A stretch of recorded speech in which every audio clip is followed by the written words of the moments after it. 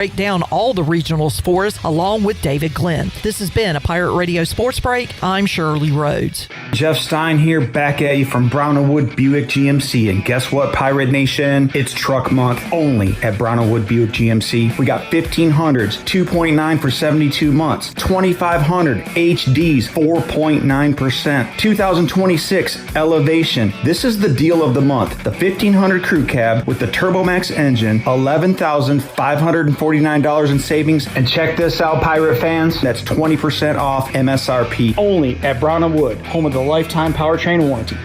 Hey Pirate Nation, Frank Etheridge here with First Flight Credit Union. Ready to save money on your current automobile loan? Right now, our road to savings couldn't be faster. At First Flight, we're making borrowing easy with our limited time auto refinance promotion. Apply today at one of our branches located in Greenville, New Bern, Havelock, Morehead City, and Cary to see how one of our experienced lenders can beat your current auto loan rate by 0.5%. All local residents are membership eligible. Terms and conditions do apply. First Flight is insured by the NCAA and an equal housing lender. Go Pirates! The NU in New Blue stands for Next Up, and with their Next Up mentality, they are staying hungry to go the extra mile just for you, humbly learning through continuous training and a commitment to remain focused on working smart to deliver a new level of service excellence. Next Up means doing the small things right because your home deserves it. Whether it's plumbing, electrical, or HVAC issues, New Blue is next up and ready to help. Visit callnublue.com or call 252-228-5855. New Blue Service Group, redefining service excellence. Go Pirates!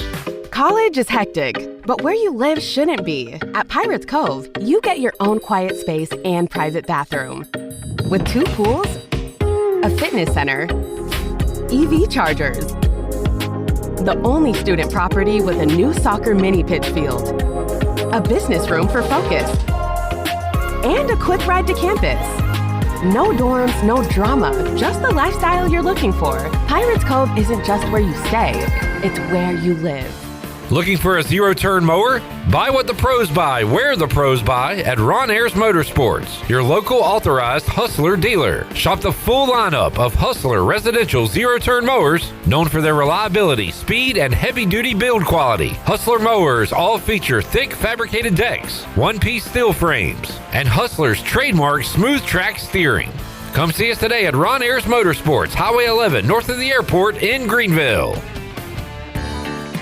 Looking for your new favorite hangout spot? Come on down to the Doghouse Tavern, Aiden's veteran-owned crown jewel on 2nd Street. From open mic Mondays to music bingo Thursdays, there's always something happening. Enjoy daily drink specials, one of the best bar menus around, and live music that'll keep you coming back for more. Grab your friends, kick back, and support local at the Doghouse Tavern. Check us out on Facebook to see what's on tap this week. The Doghouse Tavern, where good times and great vibes live. This is Pirate Radio, WGHB Farmville, 1250 and 92.7 FM Greenville, WDLX Washington, 930 and 104.1 FM Washington. Can you be quiet, please? Thank you. Welcome to Pirate Radio Live. Line drive into right center field. Burris around third. He'll tie the game. Herring gets to third base. RBI single by Austin Irby. This is the Pirate Nation, and we are Pirates because all you have to do to get anybody excited here is go, Purple! You guys are rocking. The city's awesome, and I love you guys. Sumo Konbe hit, driven back, ECU standing tall. The biggest thing about Pirate Nation is we kind of get it for as small a community as we are. We really get everybody involved. Y'all are intimidating guys. I'm saying y'all are famous. Y'all are celebrity type guys, and that's intimidating. We never lose a tailgate. That's the one thing. Undefeated. Go Pirates! Yeah. Live from the First Flight Credit Union Studios in the heart of the Pirate Nation, here is your host, Clip Brock. Welcome in to a Tuesday edition of Pirate Radio Live. Clip Brock here inside the First Flight Credit Union Studios. It is Regionals Week, and the Pirates are ready to face Tennessee coming up Friday at noon. in the Chapel Hill Regional. North Carolina VCU a part of that pod as well. And we are going to be talking about that a lot today and throughout the week right here on Pirate Radio 92.7 FM in Greenville, 104.1 in Washington, 1250, 930 online, PR927FM.com. You can find us on the Pirate Radio app powered by Carolina Caliber. And we are on YouTube. Come hang out with us for the next 3 hours. Like, subscribe, tell a friend, and what is on your mind? Let us know in the chat how you're feeling about the Pirates' chances to beat Tennessee, to win the Chapel Hill Regional, to move on, perhaps to the College Station Super Regional. That's the matchup, Chapel Hill and College Station with Texas A&M. We are talking a lot of baseball on today's program and some great guests to talk to. Brandon Manning will join us. We'll get his thoughts on the regional coming up in about 15 minutes. Later on in hour one, DG, David Glenn, will give his thoughts on the Pirates and the Tar Heels and more. Also, Aaron Fitt, D1 Baseball, will join us on the show. I have a hypothetical for Aaron Fitt. We saw what happened to UTSA. They lose to East Carolina in the American Championship on Sunday. They missed the tournament just for giggles. If East Carolina lost that game on Sunday, would Aaron Fitt have had them in the tournament? We'll get his answer on that. Not that it matters, but we'll see what he has to say about the Chapel Hill Regional, the Pirates' chances there, some other regionals to watch, all things baseball with Aaron Fitt from D1 Baseball coming up later on in our show. Brian Bailey will give his thoughts on the matchup, the pairings. Mike Mullis, who joined us yesterday on the selection show watch party, will give further thoughts on East Carolina and their opponents coming up this weekend. Also, we will talk to Bryce Williams coming up in hour number 3 of today's show. And we got a ton of audio to get to from yesterday's watch party at the Town Bank Tower. Chandler and Jenny were there. We'll hear from Cliff Godwin and some of the Pirate players coming up in just a moment. A packed show today, as Kaz said. Also, we're going to make you a winner because it's Two Winner Tuesday, and we're going to make you a winner at the end of this segment. We're going to give away 2 tickets to a Down East Bird Dogs game and lunch for 2 at Tiebreakers. So your chance to win coming up at the end of this segment in about 10 minutes or so. Be ready to call 317-1250, and we'll make you a winner for tuning in. We've got a giveaway in hour 1, and then later today we'll give away 2 more tickets to a Bird Dogs game and lunch for 2 at Chico's. So hour 1, lunch for 2 at Tiebreakers. Hour 3 of today's show, lunch for 2 at Chico's. Let me take a breath. Let's let Shirley Rhodes take a breath. It's been a busy one here in the Pirate Radio studios, in the First Flight Credit Union studios. Shirley is here. Thank you, intern Avery, for getting us on. Intern Victor, Big Dog Glenn Griffin, all hands on deck today. And we got left side, strong side. What's up, Chandler? How you? I'm doing great. The Pirates are American Conference Tournament champions. They're heading to Chapel Hill. I'll be there covering the regional this weekend, and it starts on Friday at noon against the Volunteers. From a selfish personal standpoint, how do you like the draw going to Chapel Hill as opposed to Atlanta, Tallahassee? Well, I will say this. Chapel Hill is probably one of the worst places I have to go to for work, to cover ECU versus UNC. But yesterday I said something that I think I've never say again. Thank God we're going to Chapel Hill, because I didn't want to go out of state, didn't want to try this, and that's a selfish thing. Like, that's just me personally. But also, I think East Carolina might feel more comfortable being in Chapel Hill. Well, I mean, they know the place. They were going to. I really think they were going to win that Sunday game before it got tie. So I think I like it. I like it, and I think it's the most interesting regional in the field, I would say, with East Carolina, North Carolina, Tennessee, and a VCU team that's no slouch. No slouch at all. We have people in the chat gang like Pike who liked the stream and said ready for some Pirate baseball. He's fired up for the weekend. Jerry says hello. Kaz says good afternoon. Hat tip to you, Kaz. Lane says, how about those Pirates? Time to settle the tie. Yeah. How about them Pirates, baby? How about him, Mike? Jamie says, hey now. Hey now. Kaz will be in Chapel Hill. Are you going to Chapel Hill? How will you be experiencing the game on Friday? If you're not, you might want to hang out with us on Friday. We'll give you more details on that. All right. When we have them. All right, so Pirates and Tennessee. Chandler, this reminds me a lot of going to Charlottesville. Mm-hmm. And Oklahoma. It's like Oklahoma, Virginia. That's going to be a heck of a Saturday matchup. Pirates take care of Oklahoma. Pirates go to Conway. Boy, can you imagine Coastal and the Florida Gators on Saturday night, boy? That's going to be awesome. Well, you better be able to imagine it because that's the only way it's going to happen. Pirates take care of Kevin O'Sullivan and his ornery ass, and they go on in the winner's bracket. This reminds me of that a little bit. Like I remember when we had to face Florida last year thinking that was not going to be pretty.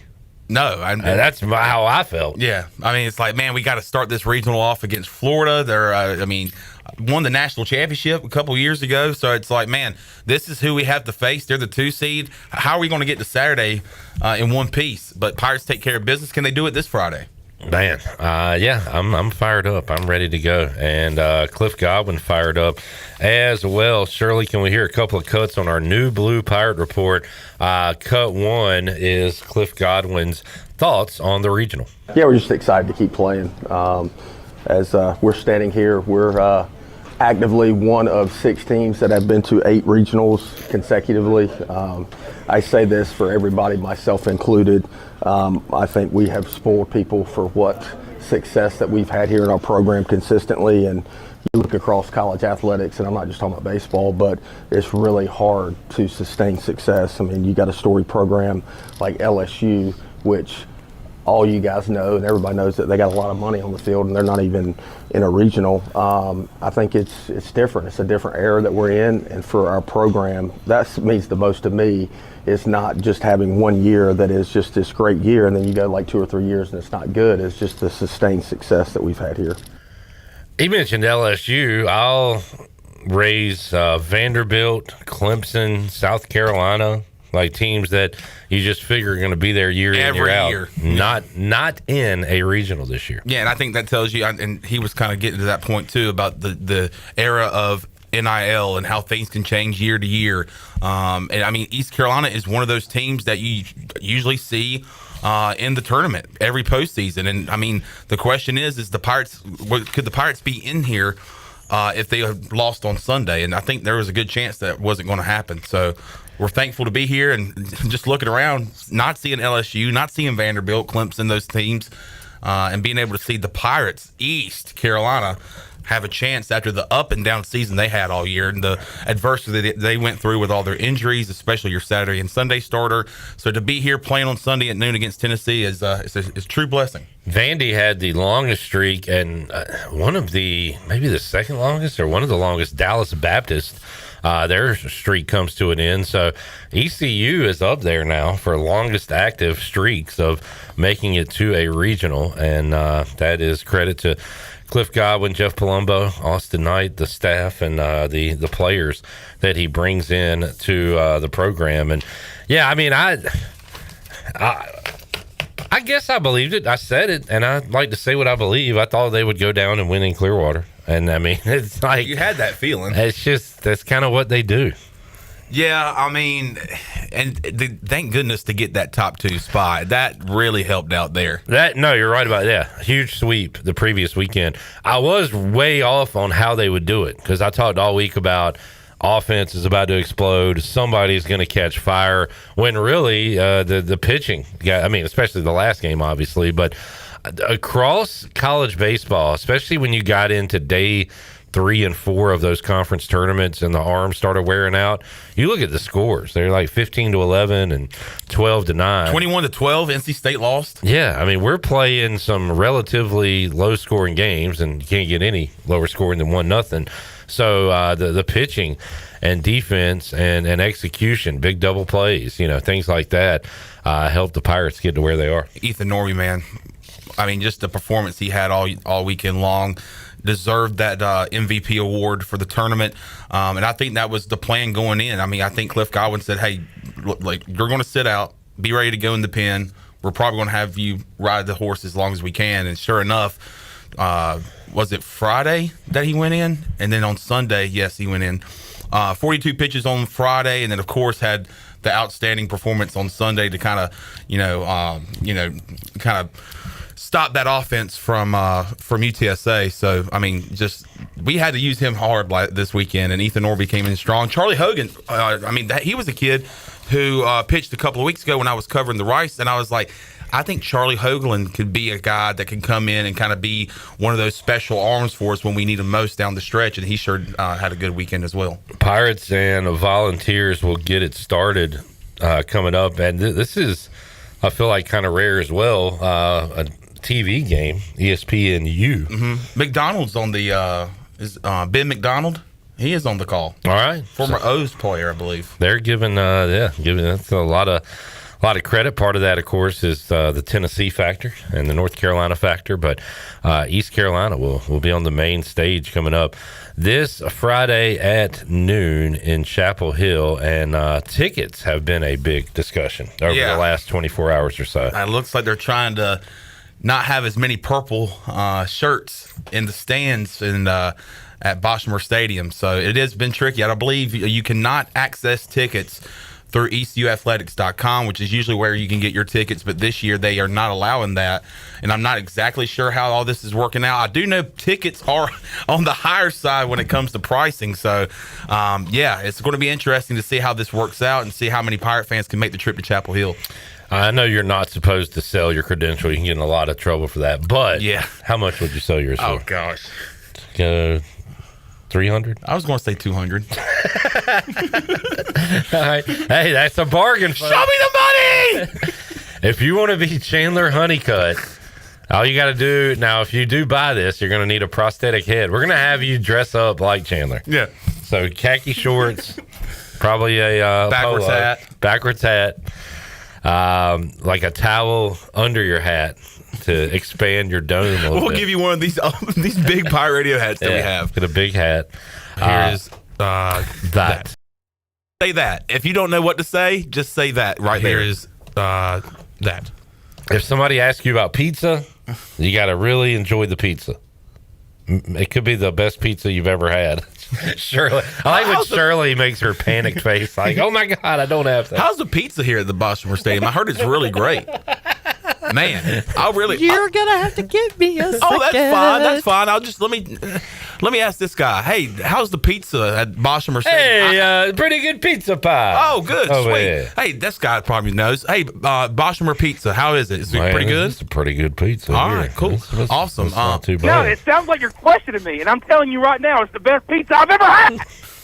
That's how you have to respond if you're wearing the Chandler Honeycutt press pass. Even if they're not questioning you, it sounds like they're questioning you.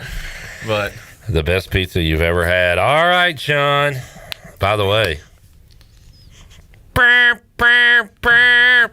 Let's go, Canes. Hurricanes. I'm just now getting my voice back. I was able to go and enjoy Game 2 on Saturday, but what a game last night. Back-to-back overtime wins. What? Jerry, we got to get this on tape. I went back and listened to this like 4 times after the show happened. He said that she said that John Gilbert said, if you're going to pretend you're Chandler, you got to tell a very confusing story. Well, talking about, you grew up here a little bit. Talk about He said that she said that John Gilbert said. Yeah, she said that her friend said that John Gilbert told them. Oh, dear. Canes. Man. Up 2-1. That's huge, especially the butt whooping they got last Thursday. And now you're in the driver's seat, have a chance to come back to Raleigh 3-1, up 3-1. And man, I'm telling you, this is starting to feel good. I wasn't feeling good last Thursday, but the way they played on Saturday and of course last night, doing that on the road, man. Go Canes, go. We'll talk a little Canes and a whole lot of baseball with David Glenn coming up later on in this hour. But right now, we're going to make you a winner. 317-1250. We'll do caller number 4. 317-1250. All you got to do is call. Be caller 4, and you'll win 2 tickets to a Down East Bird Dogs game of your choice and lunch for two at Tiebreakers. That can be yours if you are caller number 4 right now. When we return, Brandon Manning joins us to talk a little Pirate baseball, get his thoughts on the regional, and more. DG later on this hour. Packed edition of Pirate Radio Live. Back with you after this.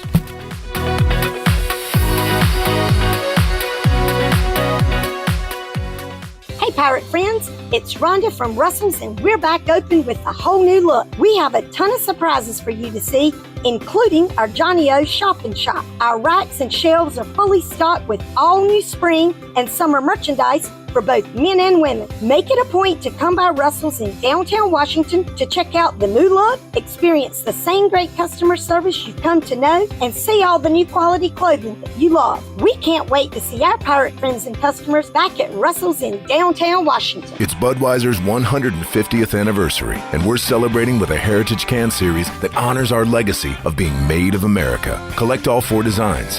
For 150 years, this Bud's for you. Enjoy responsibly. Copyright 2026. Anheuser-Busch. Budweiser Lager Beer, St. Louis, Missouri. Carolina Eagle Distributing is celebrating 150 years of Budweiser all year long. For 150 years, Budweiser has been the heart of America beer culture, bringing people together across generations. Cheers to 150 years. This Bud's for you from Carolina Eagle, serving the Pirate Nation since 1989. Ready to take the road less traveled? This may get behind the wheel of one of the select new 2026 Subaru Forester models at Capital Subaru of Greenville. Get there now because they have as low as 0.9 APR available. That's all happening right now at Capital Subaru of Greenville off of Memorial Drive or online at capitalofgreenville.com. Capital Subaru of Greenville, a proud official partner of the ECU Pirates. Price does not include licensing costs or registration fees. See dealer for details. Offer expires June 1st, 2026.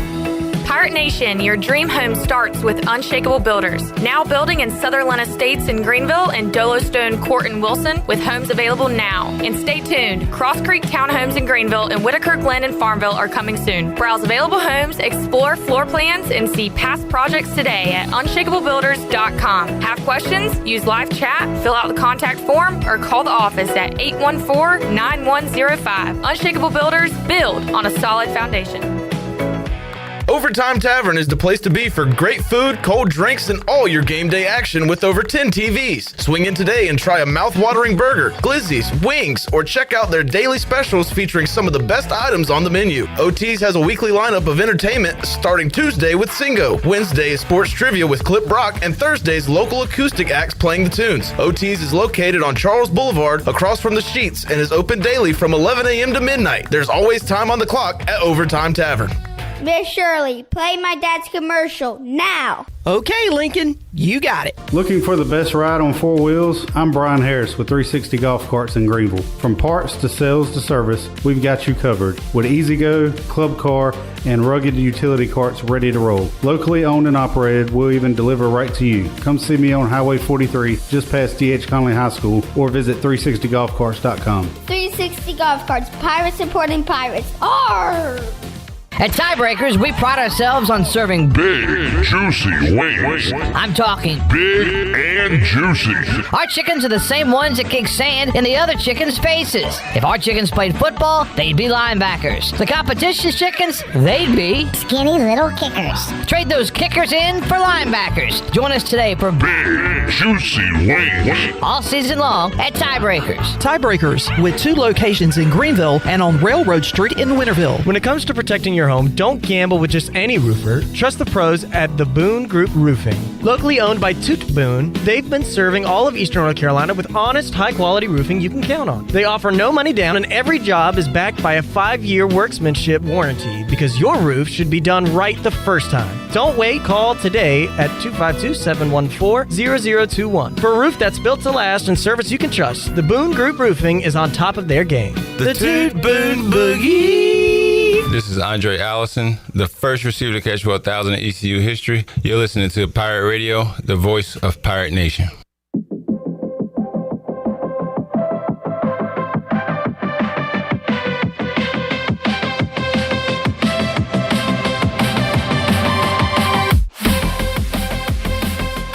You're listening to Hour 1 of Pirate Radio Live. The Pirate Radio app is available now. Powered by Carolina Caliber. Download the app today and have Pirate Radio at your fingertips. Now, back to the show.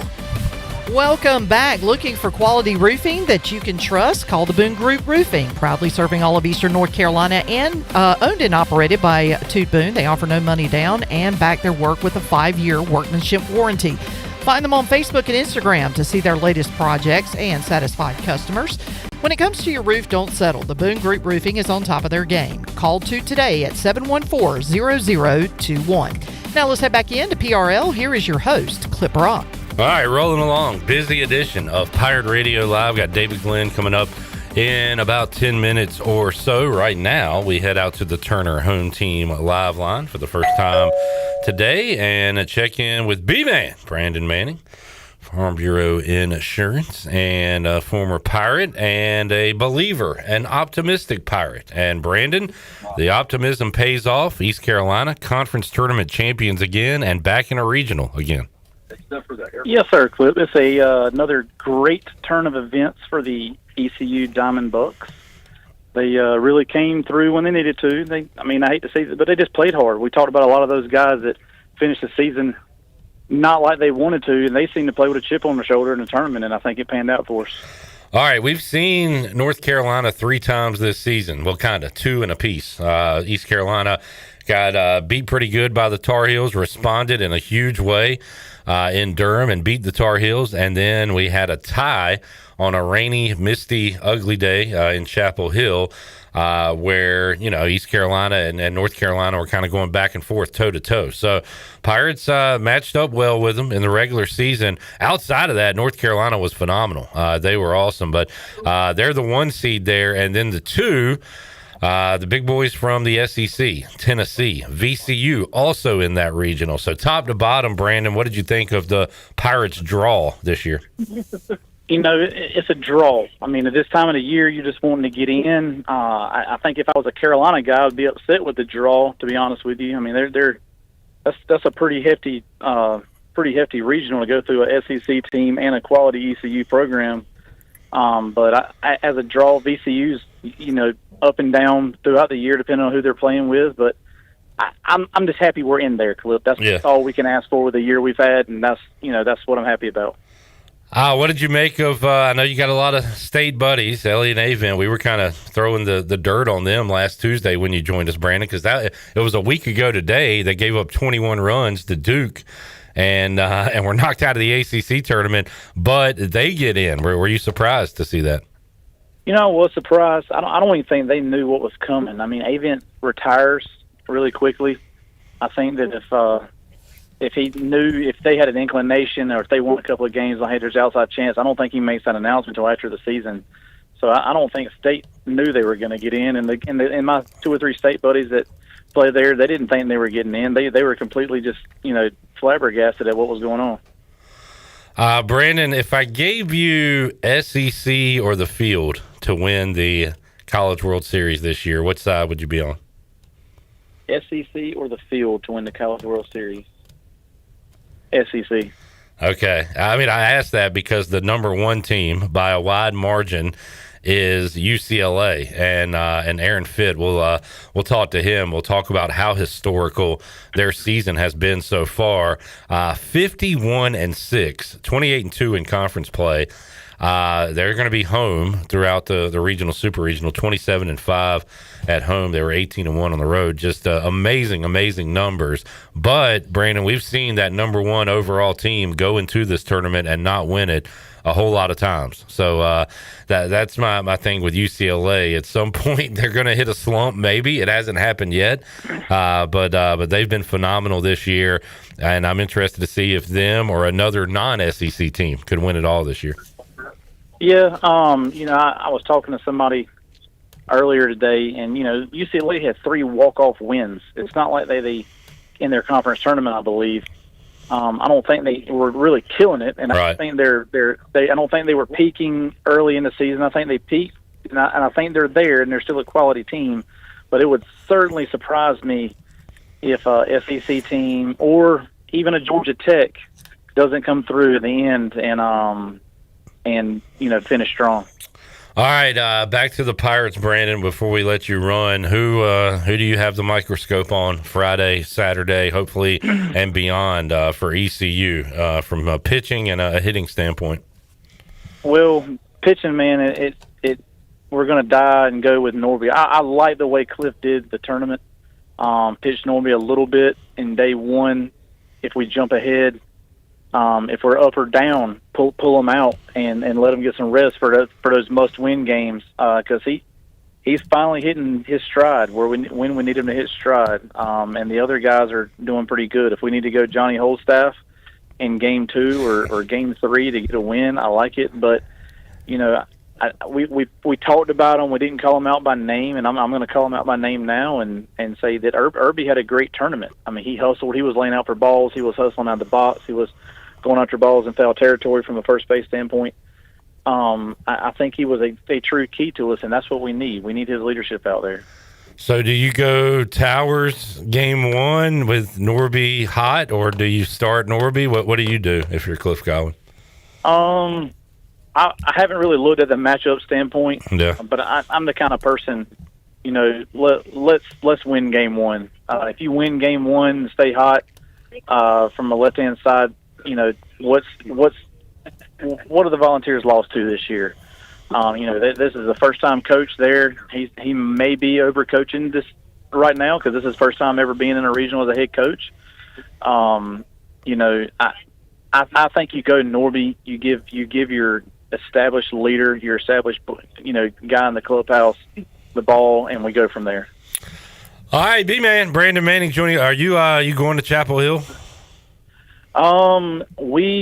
If I get back in time Friday, I'm going to try to get everybody round up and get in there on Friday. Saturday and Sunday, it is, what time we play. Yeah. Because I myself have a baseball tournament going on Saturday and Sunday with my son. So busy time of year. B-Man, thanks for joining us. We appreciate you. Yes, sir, Clipper. See you when I get back, buddy. There is Brandon Manning, Farm Bureau Insurance, joining us. And talking about the Pirates, put it all out there, game 1. Yeah, and when I say Towers or Norby, I'm not saying you're saving a pitcher for anything. We're all hands on deck for that game 1 to get in the winner's bracket. I just don't know the best strategy to use in that scenario. Tell me in the chat, who do you start game 1? Do you go Norby? Do you have him ready to go? If maybe you start Towers and go with Norby later in the game. What do you do? Options for Cliff Godwin. We'll hear from Ethan Norby and Cliff Godwin and others coming up later on in our show. But right now, we will take another time out.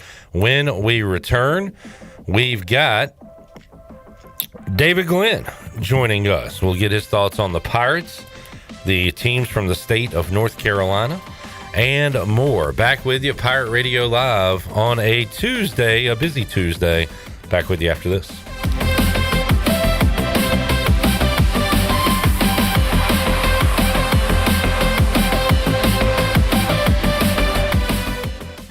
Hey O's fans, Star Wars Weekend lands at Camden Yards from Friday, May 29th through Sunday, May 31st as the O's take on the Toronto Blue Jays. Friday night, stick around post-game for a Star Wars-themed fireworks show presented by SeatGeek. Saturday, be one of 15,000 fans to score a Jordan Westberg Star Wars bobblehead presented by PNC. And Sunday, 10,000 fans, 12 and under will receive a Star Wars poster. Don't miss it. Get tickets at Orioles.com/tickets. Michaels & Gateway Cosmetic and Family Dentistry has been Greenville's premier dental practice for over 40 years. I am Dr. Chris Gateway, and our mission at Michaels & Gateway is to provide exceptional dental care with compassion, integrity, and innovation, ensuring every patient leaves with a healthy, confident smile. Doctors Michaels & Gateway are committed to providing an outstanding patient experience with every visit. Not only do we offer all your dental needs under one roof, in most cases, we can take care of those needs on the same day. Bring your smile to us at Michaels & Gateway Cosmetic and Family Dentistry. May is celebration month at Basil's in Greenville, and we're celebrating all ECU graduates. Stop in today and check out Basil's new specialty menu, packed with bold, flavorful dishes like shrimp tacos, taco salad, chipotle chicken pasta, and taco pizza. Plus, don't miss our weekly specials, $4.50 margaritas every Tuesday and $3 North Carolina craft beers on Wednesday. And of course, all your Basil's favorites are always available for lunch and dinner. Eat local, drink local at Basil's, your community restaurant and pizzeria on Fire Tower Road in Greenville. Pirates supporting pirates. Spring is a great time to plant flowers, trees, and bushes. When planning your landscape, please keep in mind that you should never plant anything within 3 feet of a gas, electric, or water meter. The same thing applies if you have an electric transformer in your yard, except keep plants 8 feet clear of the front in case crews need access during a storm or an outage. Always remember to call 811 at least 3 business days before you dig to avoid underground lines. This important safety message is from your neighbors at Greenville Utilities. The convenience of Pitt Greenville Airport is closer than you think, right outside your front door. With service from American Airlines, you're now connected to destinations around the world, all from PGV. Skip the long lines. Avoid the congestion of larger airports. Fly local and enjoy a faster, easier travel experience. Whether it's business or your next getaway, Pitt Greenville Airport gets you there with ease. Start your journey today at flypgv.com or aa.com. Pitt Greenville Airport. Fast, convenient, and close to home, where the pirates fly.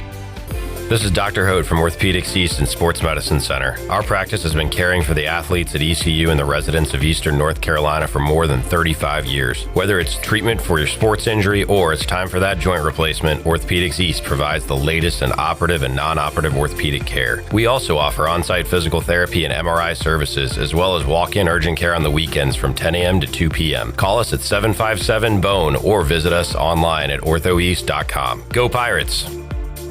Phelps Chevrolet is the dealer to see for a car or a truck or an SUV. The best service and quality. That's the Phelps guarantee. Phelps Chevrolet, the name you can trust. Phelps Chevrolet, you can count on us. The name you can depend on. Phelps Chevrolet. Get you one.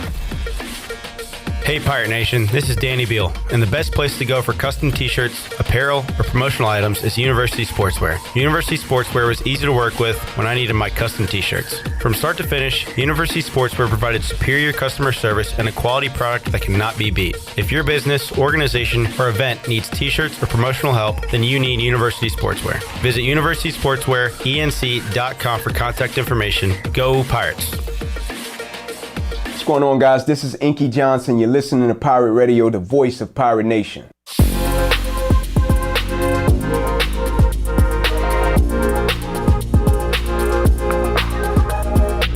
You're listening to Hour 1 of Pirate Radio Live. The Pirate Radio app is available now, powered by Carolina Caliber. Download the app today and have Pirate Radio at your fingertips. Now, back to the show. Welcome back. Looking for a great meal in the heart of downtown Greenville? Come on down to 5th Street Hardware and Tap Room. Whether you're craving a juicy burger, a fresh seafood basket, or a tasty sandwich or wrap, they've got something for everyone. Grab a bite with friends, relax on the patio, and enjoy the cozy, welcoming atmosphere. And you like a little old school? Why don't you check out their repair shop with some of the old arcade games and some pinball machines and some pool tables as well. The next time you're in downtown Greenville, make it a point to visit 5th Street Hardware. Great food, great company. Now let's head back in to PRL. Here is your host, Clip Barat. All right, Regional Week. We'll talk to Emmett Siegel of the Knoxville Times-Sentinel coming up on Wednesday, and get a Tennessee scouting report, and planning to talk to some folks from the North Carolina and hopefully the VCU side as well throughout this week as we draw closer to the 2026 Chapel Hill Regional, East Carolina and Tennessee, coming up noon on Friday. Right now, we'll hear my chat with David Glenn. Talked to DG a couple hours ago. Went over the teams from the state. Got his thoughts on the Pirates, the Tar Heels, and more. Here's my chat with David Glenn. All right, joining us today on Pirate Radio Live, DG, David Glenn, and a lot to talk about with David. And This time of the sports year, David, and your umbrella, you cast a little wider net on what you covered than us here at Pirate Radio, but we're kind of dependent upon the Pirate baseball team and the Hurricanes to give us something to talk about here locally. Never too early to preview football, DG, but it's awesome that we've got a lot to talk about this week and hopefully next week as well. Amen to that, my friend. I mean, we've had years where our state had 8 teams in the NCAA baseball tournament. Only 4 this year, obviously, but they're the 4 that we see most often with Carolina and ECU and NC State and Wake Forest. And they all have interesting stories. And as you mentioned, the Carolina Hurricanes, man, 8 straight years in the playoffs. And this is the first time in these 4 trips to the Eastern Conference Finals where it looks like the Canes actually have a chance to win and make it to the Stanley Cup championship round. So that is a lot to talk about in late May and early June. And I hope as many of these stories go as far as they possibly can. We'll hit some Canes at the end. We'll start with the baseball. And, man, I said yesterday we were live watching the selection show, and I said, I think they're maybe going more numerical than regional with the regionals here this year. And maybe we could see like a Virginia Tech scenario where you're out in UCLA.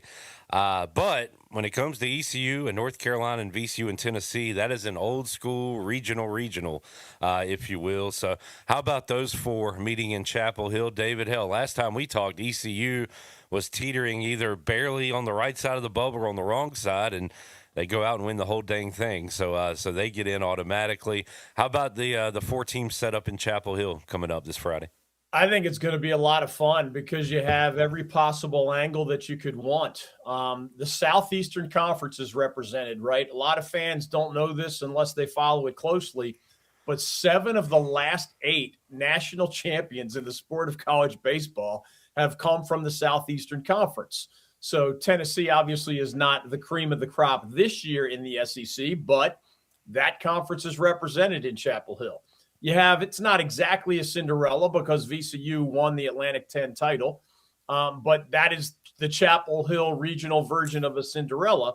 And then we got really lucky. I mean, anybody who saw the Pirates, anybody who sees the Pirates play the Tar Heels, period, in most sports, knows how much fun that is. But even this specific year in this specific sport, they played each other 3 times, essentially to a draw, which sounds impossible, but if you play 3 times and there's a win, a loss, and a tie, that's about as evenly matched as you can get. So whether you like the in-state rivalry angle, the conference versus conference angle, the Cinderella angle, Carolina as the number 5 seed nationally, that's a program that's been to the College World Series 12 times but has never won it. They think that's a possibility this year for the Tar Heels. But all that's easier said than done. I'm just glad. I mean, Cliff Godwin's track record is at ECU. What is it? Putting aside the COVID year, 11 out of 12 trips to the NCAA baseball championship. That's about as good as it gets. Scott Forbes is 6 for 6 with the Tar Heels. Tom Walter has been not every single year, but I think this is 6 in a row for Wake Forest, and he's been there forever. And obviously, Elliott Avent gets one more bid on his way out the door, somewhat unexpectedly, as the long time head coach of the Wolfpack. I want to ask you more about the Elliott Avent NC State situation, but real quick, DG, good news. We know these Tar Heels can be beat. East Carolina did it. We also have a tie on the resume with North Carolina on a rainy Sunday in Chapel Hill many months ago now. But if not for Georgia Tech, North Carolina is the cream of the crop in the ACC. If not for Georgia Tech and UCLA, they're one of the top. They might be the top team in the nation. So, how much do you believe that this could be the Carolina team to win it all? And at the same time, it's baseball, so also could be ripe for an upset this weekend. Yeah, that's a great way to phrase the question, because would I be shocked if this was the Carolina team that won it all? I wouldn't be shocked because they have an outstanding pitching staff. They're extremely good defensively. And they're in particular kind of good up the middle from catcher, second, shortstop, and center field. So anything is possible. But one mini red flag for the Tar Heels is that their starting pitching was not great in the ACC baseball tournament. Jason DeCaro was the guy who shut down the Pirates. He's been the Tar Heels #1 all year. He hasn't been great, or he was not great, I should say, in Charlotte, but he's been great overall for the Tar Heels, no doubt about it. And the Heels have had problems with their #3 starter. You can win a regional with, 2 starters who give you a great outing. I'm not sure you can win a national championship with only 2 starters that you truly believe in. Carolina does have 4 or 5 guys in the bullpen that they also believe in, kind of like, Cliff Godwin has 6 or 7 guys on his pitching staff that he truly believes in. So I think there are other Carolina teams that I would have bet on even more than this one, but I do think the Heels have a great chance of getting to Omaha again. David Glenn joining us today, Pirate Radio Live. David, we see teams fall out of the ACC tournament in basketball, and I know it's expanded now, but, Thursday, Friday, whatever, Saturday, and they have to wait until Selection Sunday, and that wait feels like forever. How about when you give up 21 runs and lose in the ACC tournament early in the week and you're NC State? That wait had to feel like a month or 2 for them. Plus, you get the event news, and hell, we've got some conspiracy theorists cooking up that NC State's using a sympathy, one last Elliott Avent stand to get into the tournament and all that. But, man, Pac fans could not have been feeling good when they gave up that 21 spot, knowing that was their last game of the year and having to wait till Monday. I agree. Everybody knew they were on the bubble. So when you have to play that early and you give up that many runs, and you had, remember, a losing record in conference play during the regular season. Now, for the record, if I'm NC State, I am putting that news of the retirement out there. I mean, most committees don't care about emotional stuff and sentimental stuff and, send them out in style or any of that. But why not if you're NC State? Why not what's the downside to making the announcement?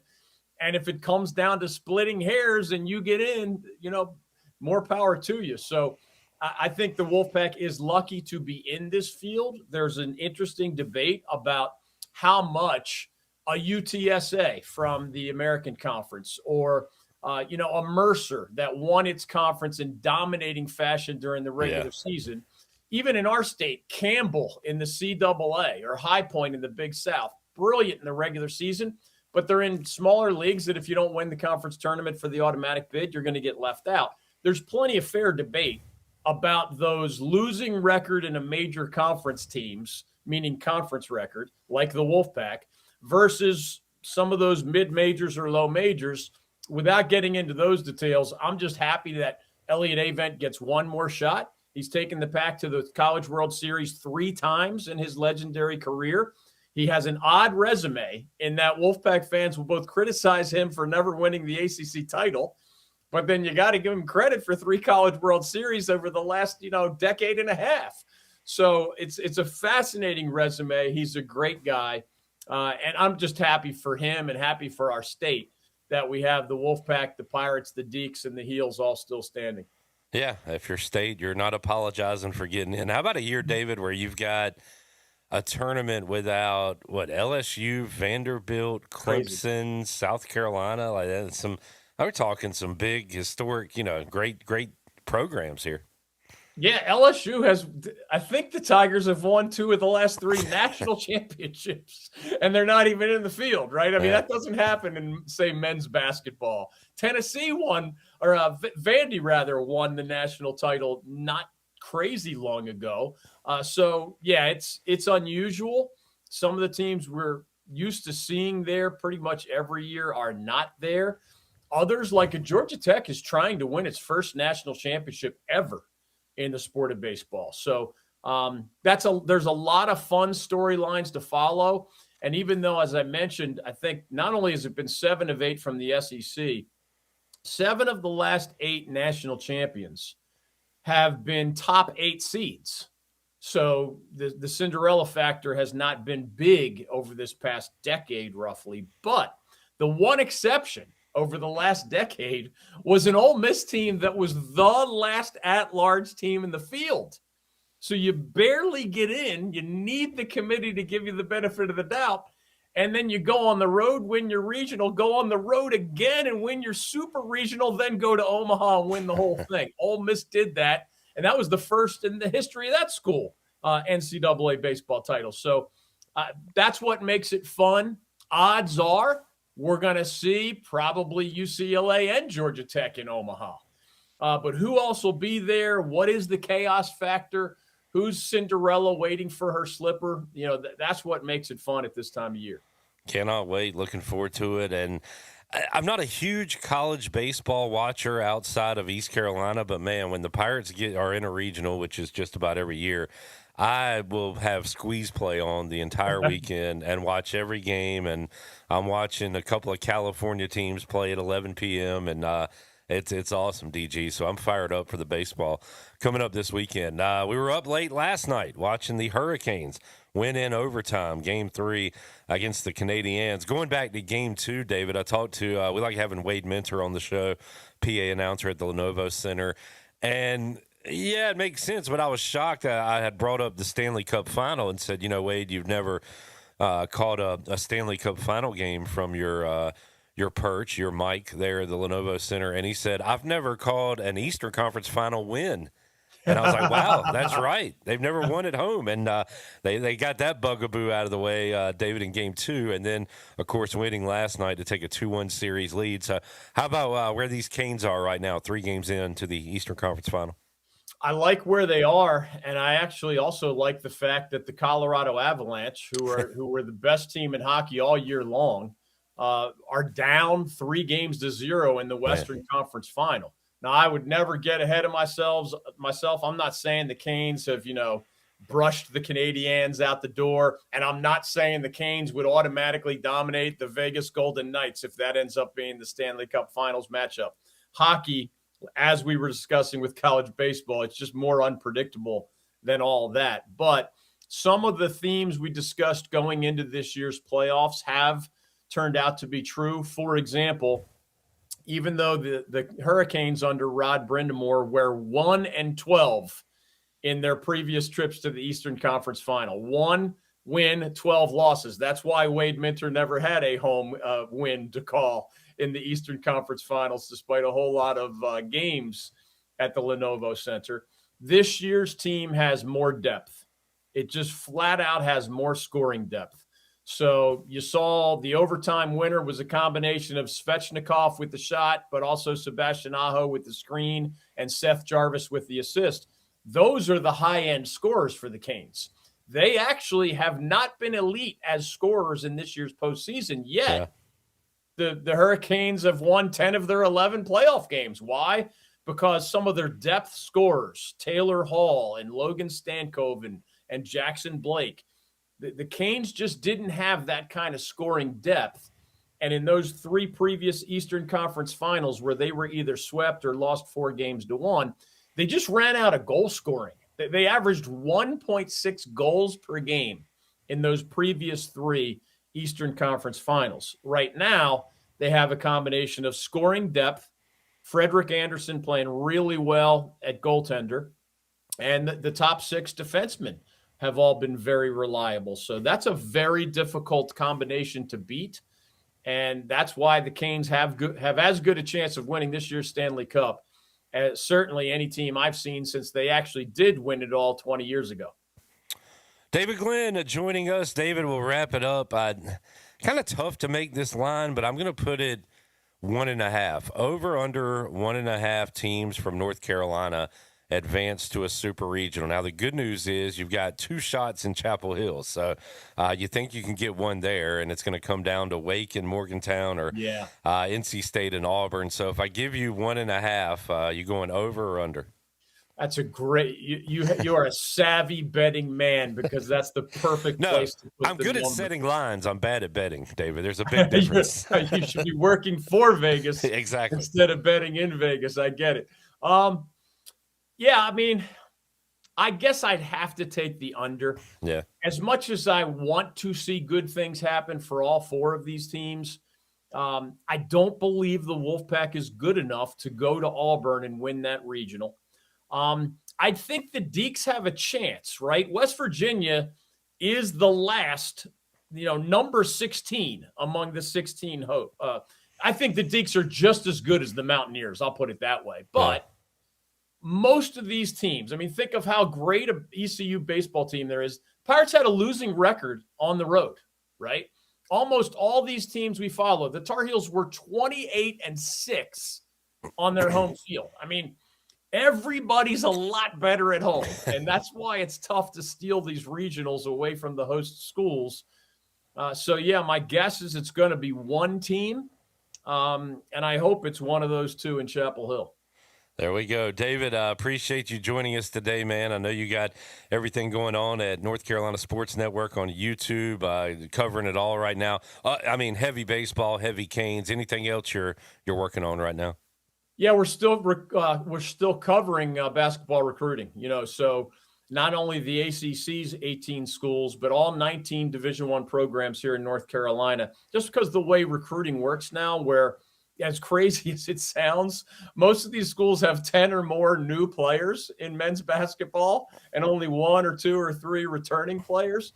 So we do a pretty good job of covering the transfer portal, obviously junior colleges, the high school ranks, but we have a little profile of each of those 19 in-state programs and just what they have and stats of the guys they have coming in. And there's a lot of intriguing names on those lists. So, yeah, those are our 3 favorites right now. We even do a little local guys in the NBA playoffs, meaning in-state or ACC guys that we're following in the Final Four of the NBA playoffs. But a little recruiting, a lot of basketball, a little college football, and as you said right now, a lot of Hurricanes and a lot of college baseball. I don't know if ECU got the best recruit, but they got the most interesting recruit, Maxim Klitschko. Yeah. I saw that last name, David, and joked, is he the third Klitschko brother? And then looked it up. No, he's the son of a Klitschko brother, which is incredible. And then Shirley pointed out Anna Kournikova was married to his uncle, and I said, man, is Miss Anna Aunt Anna gonna come to any games in Minji's this year? So Maxim Klitschko, DG, maybe he'll be a story later on this year. Yeah, there's a lot of international guys, man. It's incredible. I mean, it's not like that's brand new for college basketball, but that faucet has expanded quite a bit. Yeah. In part because of, revenue sharing and name, image, likeness money and all that. A lot of guys who would have stayed overseas if they were born there, they just would have stayed in those international leagues. But now they're trying to get the best of both worlds, both come to America for the college basketball experience, but also hopefully make some money along the way. And that's the biggest reason that particular talent pipeline has been overflowing lately. TG, enjoyed it, man. We'll catch up later this summer and start previewing some football. That'll be fun. Thank you, my friend. Keep up the good work. DG David Glenn joining us. I apologize. I've not watched Entertainment News television lately on the red carpet. All right, so Vladimir Klitschko was married to Hayden. I think it's Pantier, I believe is how it's pronounced. From Remember the Titans when she was very little, and then yes. So Mitch Klitschko is her nephew. Maxim. I'm sorry. Did I say Mitch? Yes. Maxim is his. It would be her nephew by marriage. And I was thinking Anna Kournikova, and then I thought, well, she was with Sergei Fedorov. But did I make that up? Enrique Iglesias. Was she ever with Sergei or one of them hockey players? I don't know. No, she is married and has been to Enrique Iglesias since 2001. When she appeared in one of his music videos, that's how they met. She was hired to be his love interest in a music video, and the on-screen chemistry was undeniable. Is he like? Yep, that's the one. And his father is to all the girls I've loved before. All right, Kournikova was in a relationship with fellow Russian Pavel Bure. The two met when Kournikova was still linked to Bure's former teammate Sergei Fedorov. Good job. Okay, so I kind of sort of got something there. There was a slight 6 degrees of separation. Kevin Bacon on the left somewhere. A sports tie-in somewhere. So there we go. We got it all figured out. All right, busy hour 2 on the way. Brian Bailey, the Mully Man, and Aaron Fitt as we talk baseball and more. Back with you, Pirate Radio Live on a regional Tuesday after this.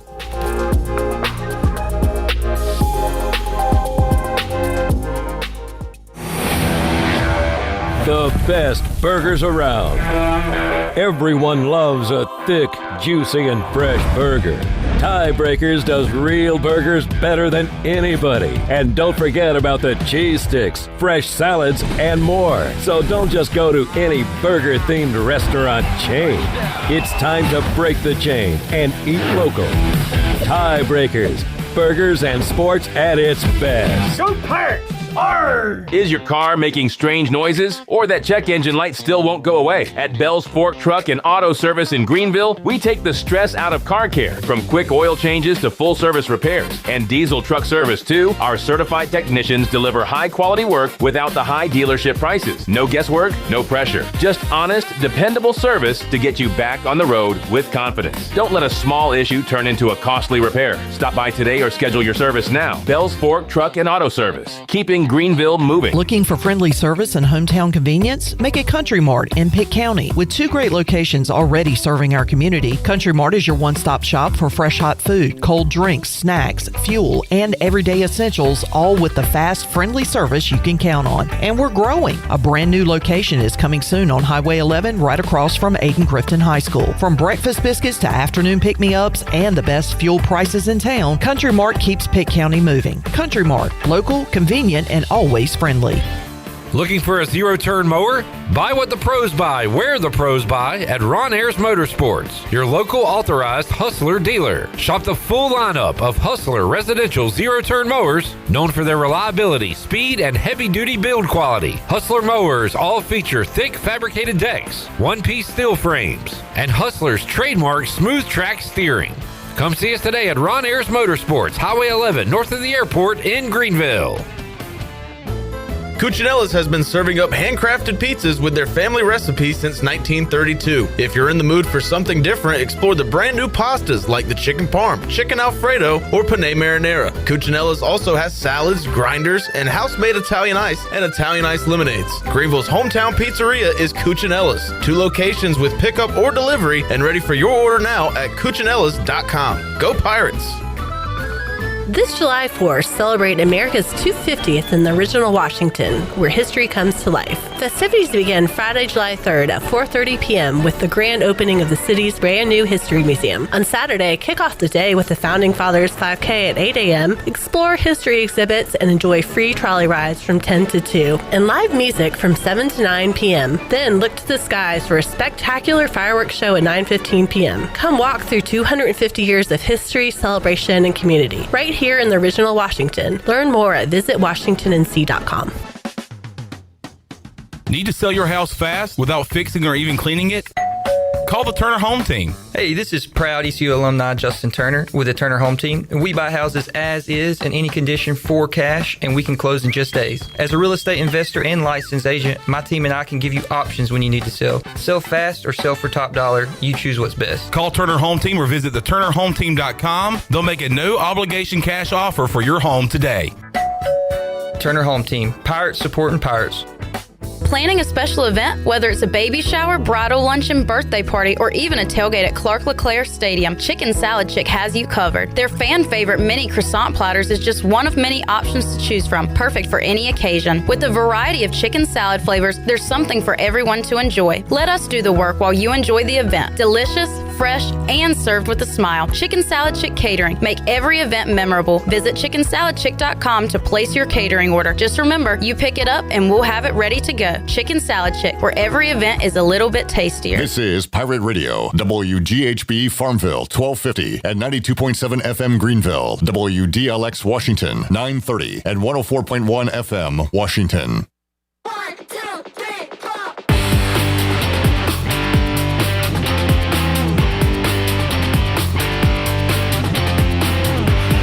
You're listening to Hour 2 of Pirate Radio Live. The Pirate Radio app is available now, powered by Carolina Caliber. Download the app today and have Pirate Radio at your fingertips. Now, back to the show. Welcome back. Michaels and Gateway Family and Cosmetic Dentistry has been Greenville's premier dental practice for over 40 years. Their mission is to provide exceptional dental care with compassion, integrity, and innovation, ensuring every patient leaves with a healthy, confident smile. Visit them at 2330 Hemby Lane in Greenville or give them a call at 752-1600. Now let's head back into PRL. Here is your host, Clip Brock. All righty, back with you, Pirate Radio Live. Thank you, East Carolina, for getting into a regional, where today we would be asking Victor about the 26 players representing the USA in the World Cup, which was announced earlier today. But we can bypass that for now because we got Pirate baseball to talk about, a little Canes hockey as well, and we'll do it with Brian Bailey, who joins us on the Turner Home Team live line. BB, how you doing? Not too bad. How was everything? It is going, and a lot to talk about. It makes for a fun week. Mentioned it with David Glenn that we are thankful for certainly the Pirates and also the Canes to give us some great content for this week, Brian, because, man, without it, we'd be searching for some things. But we got plenty to talk about thanks to the Pirates and what they did over the weekend. Yeah, and exactly, and the Canes as well. And, yeah, I remember those days whenever – it hadn't been very often that the Pirates don't make a regional, obviously, but when they don't make one, it makes for a long summer. But congratulations to Cliff Godwin and his Pirates, and just what a job they did down in Clearwater. That was just something to see. If you had told me that last game would have been a 1-0 game, I would have said there's no way. Those two offenses and with the pitching like it was, especially for East Carolina, but man, they were gutsy and they got it done, and now they head to Chapel Hill with again house money again, right?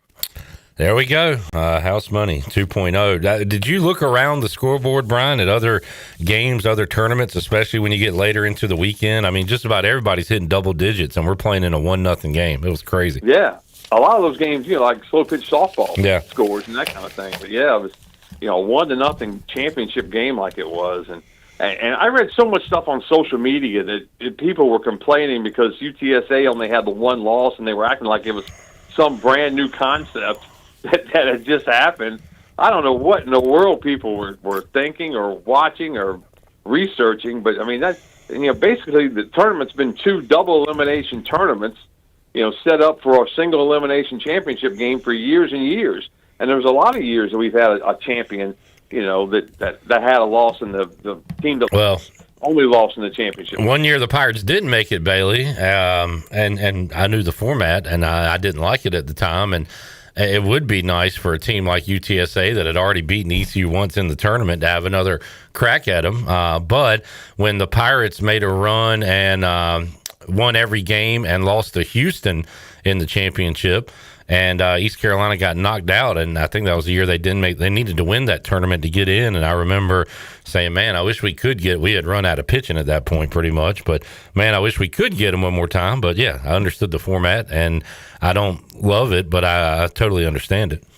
Yeah, I think as long as you know the rules going in, they're not moving the goalposts. It's kind of one of those deals where, hey, that's just how it is. That most of those championship games are set up, for television in events like that, and it wasn't any new concept except some of that stuff was new, obviously with the double buys for the first and second place teams and that kind of thing. But I was just shocked.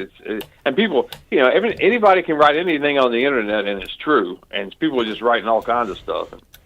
Bailey, don't get sucked into it, man. Yeah, I know. Get off my lawn. Kind of 2 different questions here. From like a selfish standpoint, so I'm not going to Chapel Hill. I was kind of hoping for just something a little different, something that didn't border our state, Charlottesville, Conway, Chapel Hill, Raleigh, whatever. I was hoping for maybe in Atlanta, and trust me, I don't want to face Georgia Tech, but Tallahassee, just something kind of different. So there's that question, Bailey. Where would you have wanted the Pirates to go, or do you like Chapel Hill? And also from a competitive standpoint, how do you think it lines up for the Pirates? Take those 2 different questions. Well, I think the second part of that, the competitive side, I think that they're in a region that they know they can compete in. I think they look at Tennessee as Tennessee was 500 in the SEC. They're very good. But Florida was very good last year. Very similar to that, Bailey. I've been thinking about that.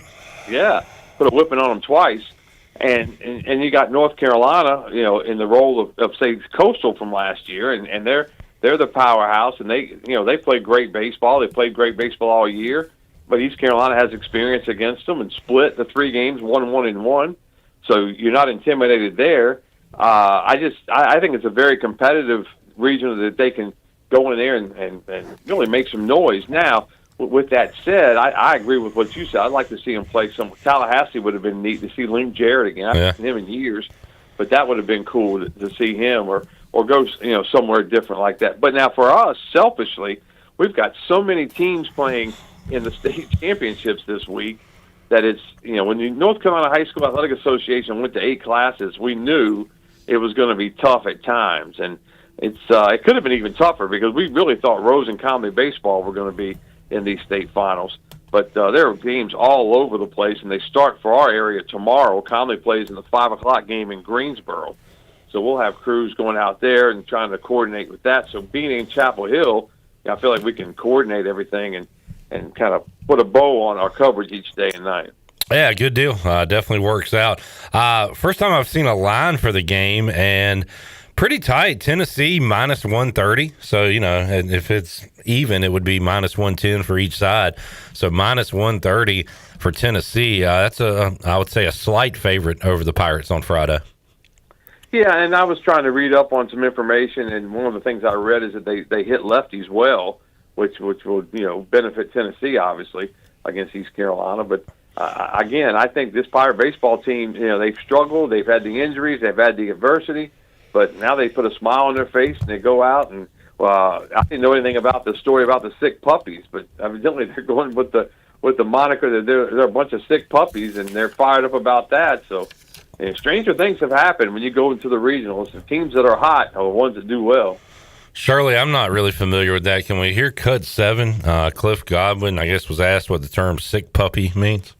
That's from our man Bobby Austin. So Bobby's our director of program development, camp coordinator, and when you're feeding the pitching machines and our guys are hitting, it's kind of dangerous, and he's always like, Coach, you got to be a sick puppy to be back here feeding that pitching machine, and line drives are ricocheting and stuff. And so we've just kind of ran with it, and it's been awesome, and it's given the guys excitement. So it's been fun to watch.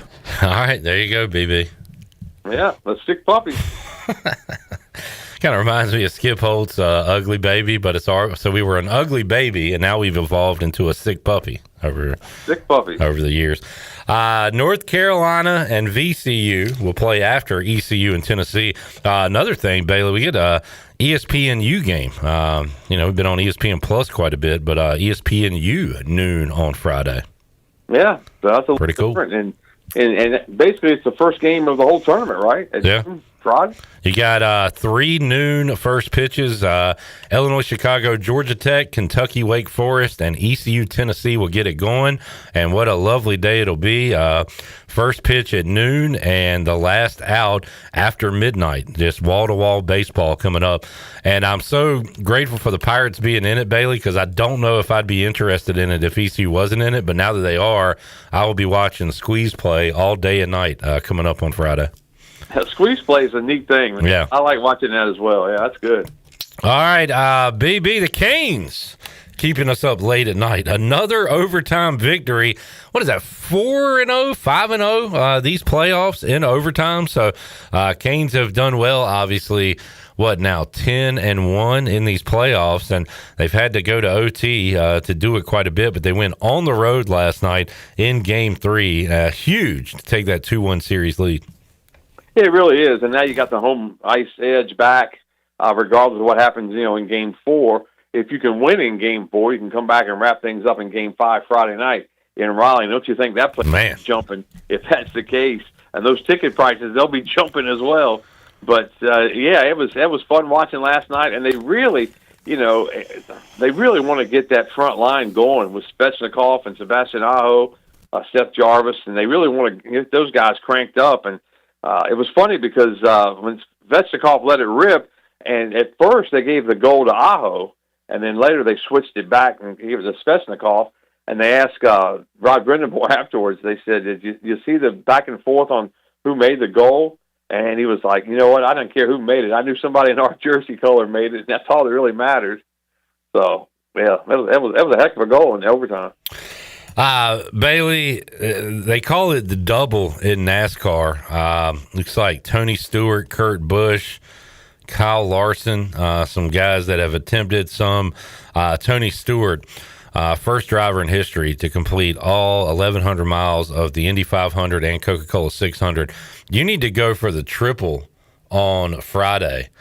You need to go Pirates and Volunteers, and then a state championship game, and then Canes hockey all in one day, just to say you did it. Can you do the triple? I think I'm too old for that. Let's see what that would encompass. Let's see. On Friday, Beargrass plays at 5 in Holly. Perfect. And let's see what else is going on Friday. Beargrass softball is playing at 4. And Jacksonville or Rose plays in the 6A soccer finals at 4:30 at Duke. So Holly Springs to Raleigh, I'm seeing 19 miles, 25 minutes, maybe a little longer with traffic. But we could at least attempt it, couldn't we? Yeah, go for the triple, man. That would be legendary. Yeah. I mean, you might be dead Friday night up at the rafters of Lenovo Center. Yeah, I'm just trying to survive this week, that's for sure. How about the guys I eat breakfast with? Got to give them a shout out, man. There's some great guys. You know, some of them, Bram Anderson from Tiebreakers, Morgan Ehlers, Kevin Perry. Just you got Bob, you got just a bunch of guys that we eat breakfast almost every day. So I'm in there whining like crazy about this week because we got so many teams still going on in East Carolina and trying to get permission to go to these games and coverage and overtime for Zach and just all this stuff. So I get to work today. About 2 hours later, and I walk through the receptionist, and there's a thing of flowers. And the receptionist goes, "Those are for you." And I said, "Excuse me?" And she goes, "They're for you." I open it up, and it said, "Bailey, you're a legend. Don't worry about anything. Grind it out. You got this. Love the breakfast, guys." That's really nice. Maybe a little bit of sarcastic. I don't know, but very nice. I'm sure it was a little bit of sarcasm. I sent him a note and I said, "Next time I won't whine as much."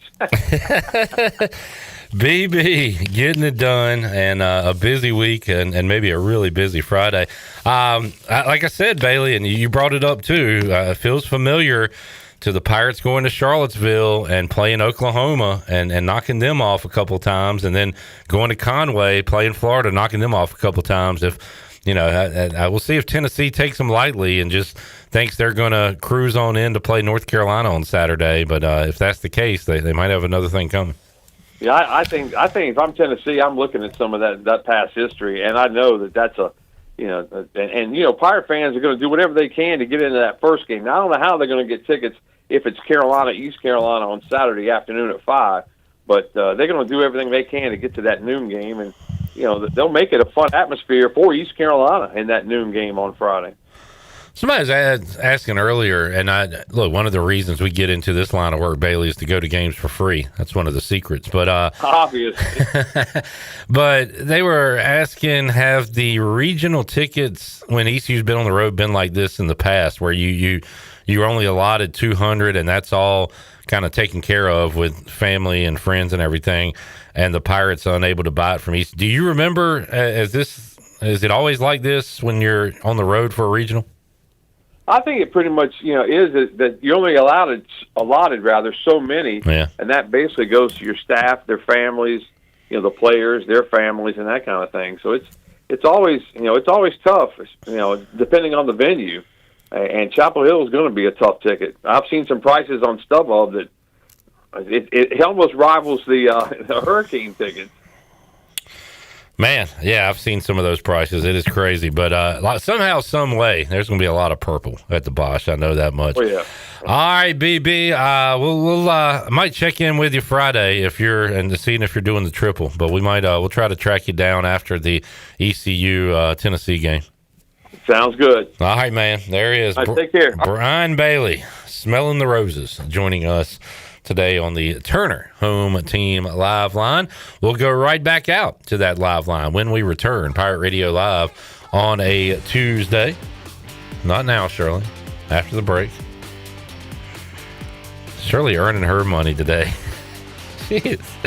Shirley's going to sleep early tonight. We probably all are. It's been a It's been a busy one. It's going to be a busy week, but a very fun week as we get ready for Pirate baseball in Chapel Hill. We'll talk about that with the Mully Man, Mike Mullis, when we return after these words.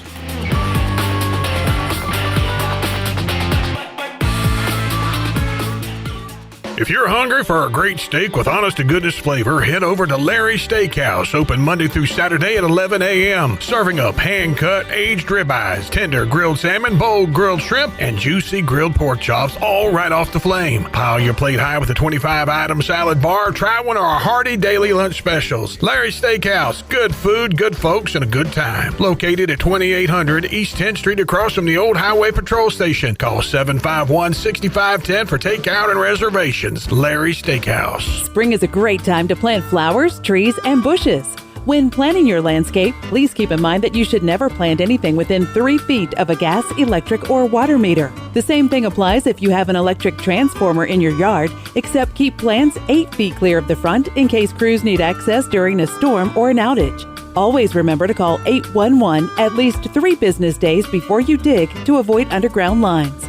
This important safety message is from your neighbors at Greenville Utilities. It's Budweiser's 150th anniversary, and we're celebrating with a Heritage Can Series that honors our legacy of being made of America. Collect all 4 designs. For 150 years, this Bud's for you. Enjoy responsibly. Copyright 2026. Anheuser-Busch. Budweiser Lager Beer, St. Louis, Missouri. Carolina Eagle Distributing is celebrating 150 years of Budweiser all year long. For 150 years, Budweiser has been the heart of America beer culture, bringing people together across generations. Cheers to 150 years. This Bud's for you from Carolina Eagle, serving the Pirate Nation since 1989. The NU in New Blue stands for Next Up, and with their Next Up mentality, they are staying hungry to go the extra mile just for you, humbly learning through continuous training and a commitment to remain focused on working smart to deliver a new level of service excellence. Next Up means doing the small things right because your home deserves it. Whether it's plumbing, electrical, or HVAC issues, New Blue is next up and ready to help. Visit callnublue.com or call 252-228-5855. New Blue Service Group, redefining service excellence. Go Pirates! Your future is full of possibilities, and Pitt Community College can help you explore every option. You can earn a degree, learn a trade, transfer to a university, or launch a new career. We offer the support you need to succeed with flexible schedules, affordable tuition, and programs designed for the real world. Your path, your future, your college. Pitt Community College. Register now.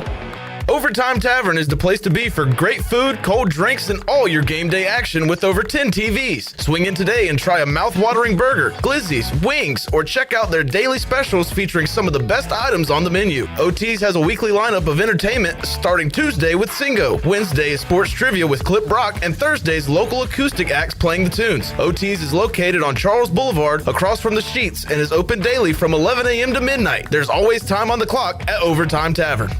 Play ball! Greenville, it's time to play ball. The Greenville Yard Gnomes are back, and tickets are on sale now. Bring the whole family out for big hits, wild promotions, and non-stop fun all night long. From fireworks to theme nights, every game is an experience you don't want to miss. Cold drinks, great food, and the best atmosphere in town. Don't wait till it's sold out. Grab your seats now. Get your tickets today at yardgnomesbaseball.com or at the box office.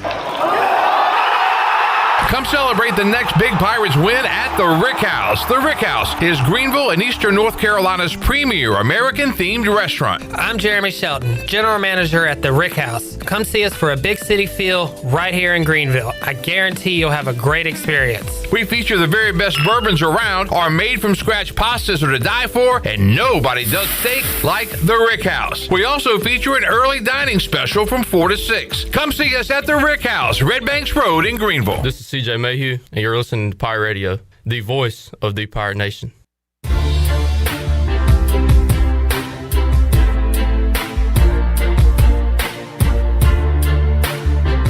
You're listening to Hour 2 of Pirate Radio Live. The Pirate Radio app is available now. Powered by Carolina Caliber. Download the app today and have Pirate Radio at your fingertips. Now, back to the show. Welcome back. Looking for a place for lunch? Well, Basil's lunch menu features signature pizzas, pastas, sandwiches, and salads, starting at just $11. Eat local, drink local at Basil's, your community restaurant and pizzeria on Fire Tower Road in Greenville. Now let's head back into PRL. Here is your host, Clip Brock. All right.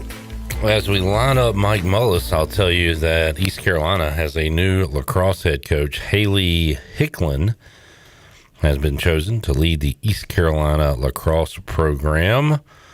She'll become the third coach in program history. She was at Florida as an assistant.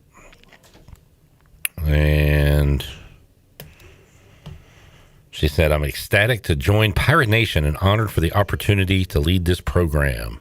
This is a resilient ECU lacrosse team that has already proven it has the heart to compete for and with each other.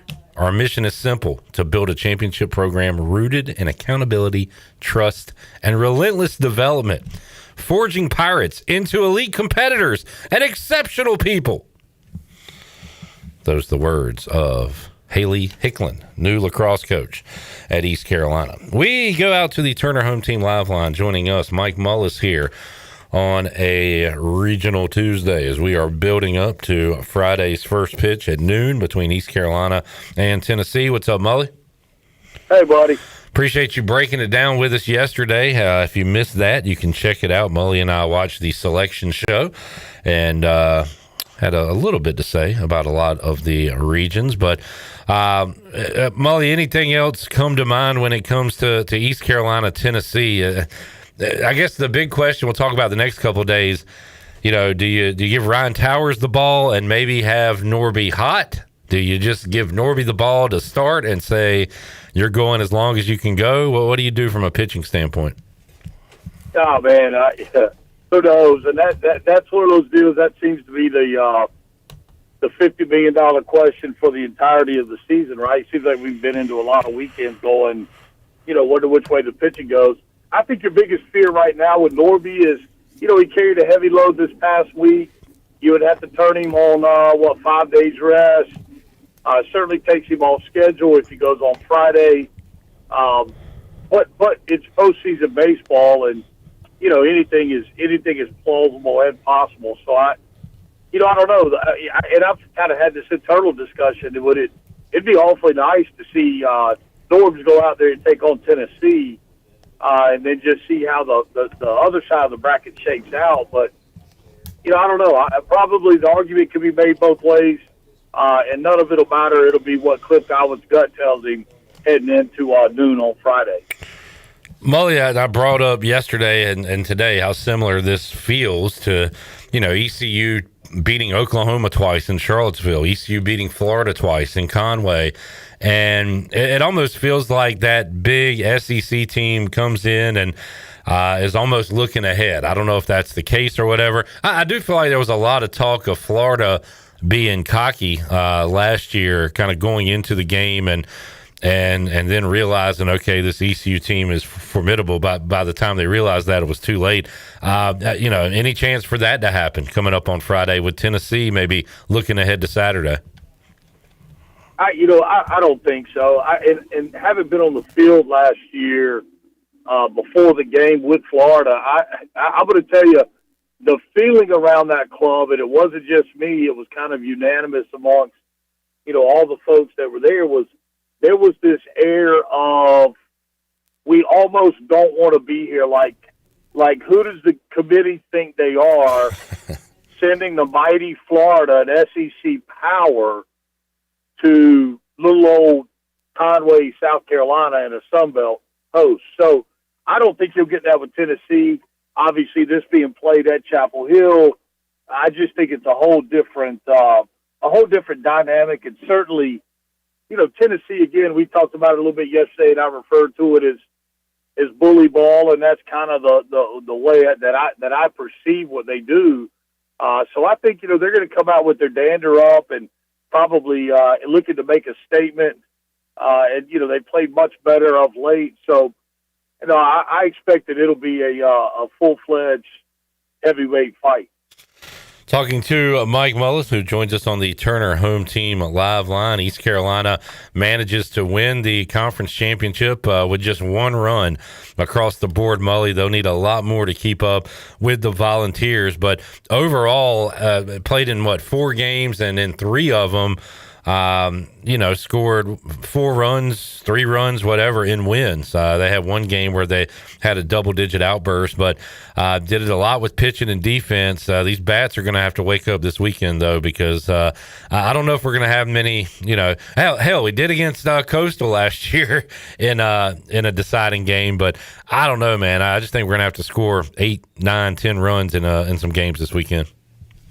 Yeah, no, and look, I think the recipe's the same for East Carolina that it was against Florida last year. If you'll remember, man, in the first inning of the first game, the Pirates jumped out and just literally punched the Gators right in the mouth, and kind of took control of that matchup right out the gate. So, if the Pirates can do that, I think the biggest differentiator for East Carolina is going to be the ability to show Tennessee a little different look. I mean, I think it's kind of, if we make it a football equivalent, I think it's kind of like the wishbone. It's something that's a different style offensively that East Carolina is very capable, and quite frankly, they embrace playing.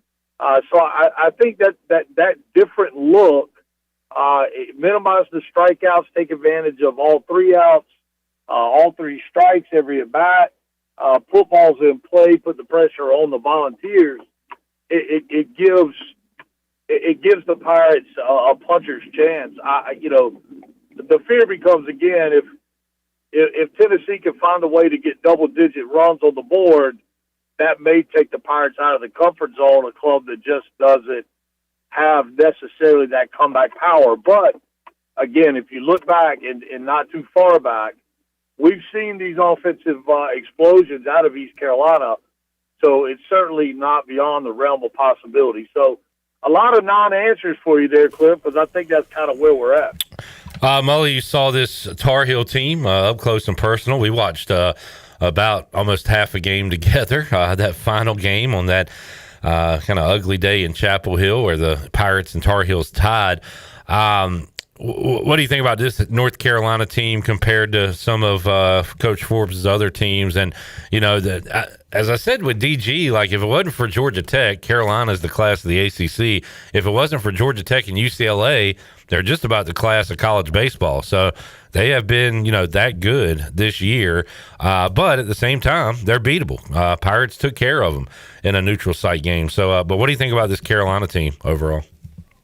Yeah, it's amazing when we're in these times of year, whether we're talking basketball or football, and we're making projections and all the things that I know are near and dear to your heart. We can get hung up in recency bias so easy that, we forget maybe the totality of the circumstances.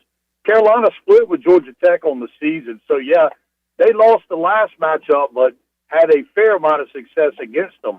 I think this Carolina team is a very well-rounded club. They pitch it at a high level, and even maybe a tad under what they thought it may be going into the season. But the other side of the coin has been how good they've been offensively. They have had several big innings up and down the ACC schedule. So, I mean, it's a very well-rounded, solid club that is going to give teams fits. I mean, again, you don't get as high as number 2 in the country without being capable. So, I like their club. The nice part is, like you said, East Carolina did go in there and stand toe-to-toe with them and, end up with a 1-1-1, and it would have been interesting to see how that last one plays out. But let's also remember East Carolina did that with a couple guys that we don't have access to right now. That's a good point. So I don't know. I don't know if the comps can be drawn because we've not necessarily seen the entirety of this team versus the entirety of that one. Mike Mullis joining us, Turner Home Team Live Line. We got Aaron Fick coming up in just a moment, and he really likes this Chapel Hill Regional, called it compelling. I asked him if there's a region of death. They call the World Cup pairings, the tables, the group of death or whatever, and he pointed at Nebraska. How about the 2-3 in that region, Mully, is Ole Miss and Arizona State. He also pointed out that you got Kansas as the 42-win, awesome Big 12 regular season conference tournament champion. They got Arkansas as their 2 seed, which would be, very formidable. Coastal is the 2 in Tallahassee, and Coastal been kind of up and down, as you know, Mully. You talked about them a lot this year, but outside of East Carolina, any storylines, any regions, any conferences you got a microscope on? Any other storylines? You hit on one, and we talked about it again a little bit yesterday. I'm super anxious to watch that Kansas team play. I think I like the story. I like the way the roster's constructed. I like it. To me, they are the Cinderella, if you will, at least in the top 16. It's a team that is constructed largely of JUCO guys, and quite frankly, maybe feels a little bit like the little engine that could. So I'm super interested to watch that one. I tell you what's also very interesting to me, Cliff, is that for all the teams that we talk about, we forget to talk about probably the monster under the bed, and that's UCLA. And some of that is we don't see them a ton, but Bryant Ward and the club out there in LA has done big things. They've got arguably the number 1 player in the country playing shortstop for them. So I mean, there are, again, and I know you're a huge fan of extra innings, as am I, and this is going to be a good year, to sit back and try to just take as much of it in as possible. Squeeze play, Mully, but I know exactly what you're talking about. Squeeze play. My bad. Mully, SEC or the field, what side are you taking to win it all? Man, I like these ACC teams. I mean, the field gives you Georgia Tech, UCLA, and then all the other teams you're about to talk about. I mean, that's a pretty good side. Yeah, that's what I'm saying. I think there's, I'm not going to lean too heavy to the SEC. I think there's some good clubs out there, and again, maybe that little upstart from the American can make some noise. Who knows? I mean, again, we've seen it before. We've seen, again, it was an SEC team, but we saw Ole Miss sneak in the back door and find a way to get it done. So it's not an impossibility. I tell you the thing that it just kind of really got a little nostalgic for me today. Excuse me, and thinking about the last time or the most memorable time, and I don't think they've played since, but was that East Carolina, Tennessee Super over at Granger Stadium. Yeah, Chris Burke and that team that came in here that was so good and went on to do big things. But it's just awesome to be even talking about it this time of the year. And again, this is one of those seasons that kind of goes down in infamy. The highs were really are high and the lows felt quite low. So it's been a roller coaster, but the Pirates have found their way to the finish line, and now I guess the real race begins. Mully, a busy baseball week for him with the Pirates. Throw in some high school baseball. You'll be calling a lot of that, and I know you've been talking to some coaches. Any teams or players you're excited to see in person coming up in the next few days? Yeah, I'll tell you, man, a really intriguing matchup, and a lot of this is built off the history of North Carolina high school baseball. But East Rutherford, led by Drew Reynolds, former Pirate player, will match up against Whiteville, which is, just a historically, that kind of conjures up maybe the Greene County, even the J.H. Rose, all the history that's there. For these programs that have just been cornerstone programs in the state for so long. So those two teams will match up. I'll be fortunate enough to call those. And quite frankly, the other kind of selfish part of that is Bobby Dell Reynolds, who is Drew Reynolds' father, is his assistant coach. And Bobby Dell and I had the opportunity to coach against each other in an American Legion state championship. So, with that crowd, man, they'll show up and as the kids say, they'll show up and show out with their fans. And those are the places that, man, they lock the city down or the town down when their teams are playing. So that's one you look at. I think another interesting matchup. Corinth Holders will play Providence out of Charlotte in the 8A. We've got that one as well in the back end of the week. Providence has a bunch of guys committed collegiately, as does Corinth Holder. We did see J.H. Rose beat Corinth Holders twice, so I've had an opportunity to see them. But, man, it's just, again, we talk about the collegiate regionals and all the excitement that goes with it, but, it's hard to beat high school baseball and some of the things that we'll see, the chants out of the dugout and all the different stuff. Eye black will be hard to come by. It'll be on every kid's face and ears and whatever else. So it's it's just a fun time of the year. It's been a busy week. I feel like Santa at Christmas. There we go. Man, we'll wrap it up. Shirley just sent me a tweet from the Braves. It's crazy because I just saw this guy's name yesterday. I was looking up College World Series Most Outstanding Player Award winners for trivia purposes and saw a name, Bob Horner, former Brave, was the 1977 College World Series Most Outstanding Player for Arizona State. But Shirley sent me this. Bob Horner passing away, unfortunately, Mully. He is literally one of the first baseball player I remember watching on TV. I was too young to be a real fan at the time, but I remember it being on and seeing him and Dale Murphy on my television. But I just remember him being a big, imposing-looking dude for the Braves. You know what? When you think about that generation of Braves baseball, so many names that so many people know for teams that didn't do a whole lot. But it was your. I mean, if you wanted to eat, that was what was on the team. Yeah. So it's so many of those games that we sit and watch because it was the only option, and until WGN comes around with Andre Dawson and Ryan Sandberg and that crowd. Yeah, man, Bob Horner. That's it's turning of the page, man. And next year you got to think Del Murphy. I mean, we had a chance to meet him when Ellaby brought him in town, and you got to wonder how many more World Series will he see. But yeah, it's again, it's the turning of the page. Life, it's the circle of life, I guess. All right, Bob Seeger. Well, there is a North Carolina connection with Bob Horner, by the way. Back in the day, and Mully, you may or may not remember this, but Bob Horner had a restaurant in Knightdale in Wake County called Horner's Corner. It's a little it's like a little sports bar. It was a small restaurant. It was right down the road from my mom's best friend, and whenever we would go visit, we drove right past there. My mom would say, "Hey, that's Bob Horner's restaurant," and kept on going because we grew up like you did, Mully. We didn't have but a certain number of channels, and half of those never had baseball on. So I grew up a Braves fan, and that's how I remember that. Well, that's cool. Yeah, would have been a good name, Horner's Hot Corner. Yeah. That would have been great. Yeah, so. All right. Mully, man, have a good week. Busy week. Yeah.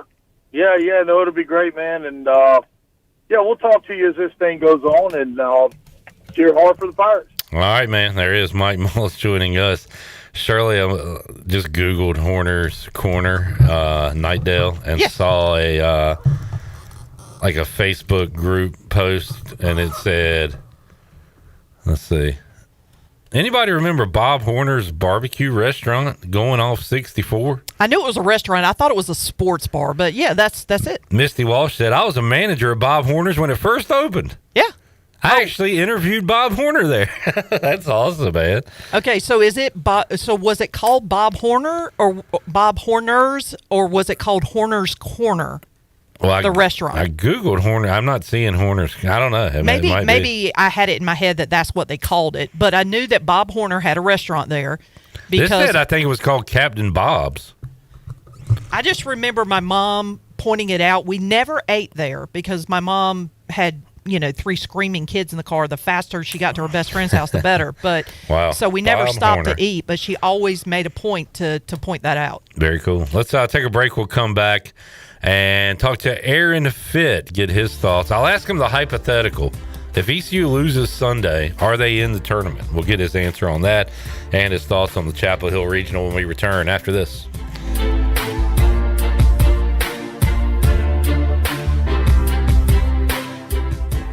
Hey Pirate friends, it's Rhonda from Russell's and we're back open with a whole new look. We have a ton of surprises for you to see, including our Johnny O Shop and Shop. Our racks and shelves are fully stocked with all new spring and summer merchandise for both men and women. Make it a point to come by Russell's in downtown Washington to check out the new look, experience the same great customer service you've come to know, and see all the new quality clothing that you love. We can't wait to see our pirate friends and customers back at Russell's in downtown Washington. Vacation should be about relaxing, not wondering about what's happening back home. With SCI Technologies, you don't have to. Your property is protected from every angle. Cameras watching, fire protection, the alerts are there before a small problem becomes a big one. And if something does happen, you know instantly. A motion alert, a quick glance at your phone, and you're back to relaxing. Because real security doesn't just protect your property, it protects your peace of mind. So go ahead, unplug, unwind, and enjoy the trip. We've got the rest. SCI Technologies, protecting what matters no matter where you are. When it comes to protecting your home, don't gamble with just any roofer. Trust the pros at the Boone Group Roofing.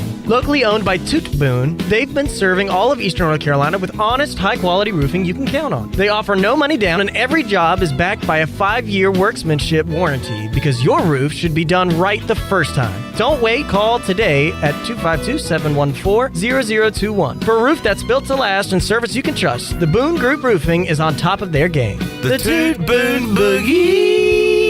Close your eyes and picture this. Sizzling fajitas hitting the table, fresh seafood bursting with flavor, and a handcrafted margarita waiting in your hand. That's the experience waiting for you at La Tavara Mexican Kitchen and Seafood on 10th Street in Greenville. From brunch with friends to a quick lunch break, La Tavara brings the taste of the coast and the heart of Mexico together in every bite. So when you're hungry for something fresh and unforgettable, make it La Tavara Mexican Kitchen and Seafood, 10th Street in Greenville, or online at latavara.com. CopyPro, the professional office systems people, have been serving Eastern North Carolina since 1971. From Greenville to Wilmington, businesses trust CopyPro for reliable technology, award-winning service, and top brands like Konica Minolta and Ricoh. Need multi-function printers, document management, or network solutions? CopyPro delivers powerful tools backed by certified technicians and a team dedicated to your success. CopyPro, professional people, professional systems, powerful results. Visit copypro.net or call 756-3175 today. Are you tired of dealing with IT headaches? Does this sound familiar? Slow computers, constant crashes, long wait times for IT support, and worries about cybersecurity. If you're nodding your head, it's time to call cybersharks.net. We handle IT so you can focus on growing your business. Fast, reliable, and always there when you need us. Call 321-7800 today and get IT support that actually works. Cybersharks.net. We keep your business swimming. If you're looking to make someone's day a little sweeter, Nothing Bundt Cakes has the perfect treat. From our bite-sized buntinis to our delicious 8 and 10-inch bundt cakes, every cake is baked fresh daily and topped with our signature cream cheese frosting. Birthdays, celebrations, office treats, or just because. There's always a reason for a bundt cake. Come see us in Greenville in the Law Promenade Shopping Center near Longhorn and let us help you share a little joy, one bundt at a time. Nothing Bundt Cakes. Make life a little sweeter every day.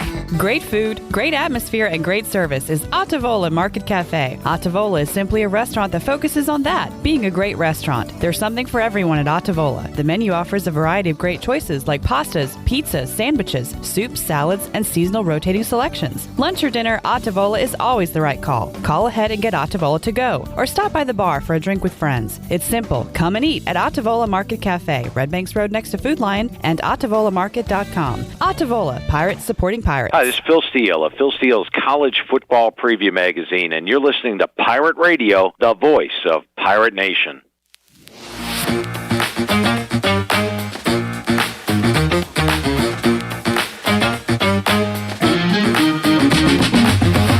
You're listening to Hour 2 of Pirate Radio Live. The Pirate Radio app is available now, powered by Carolina Caliber. Download the app today and have Pirate Radio at your fingertips. Now, back to the show.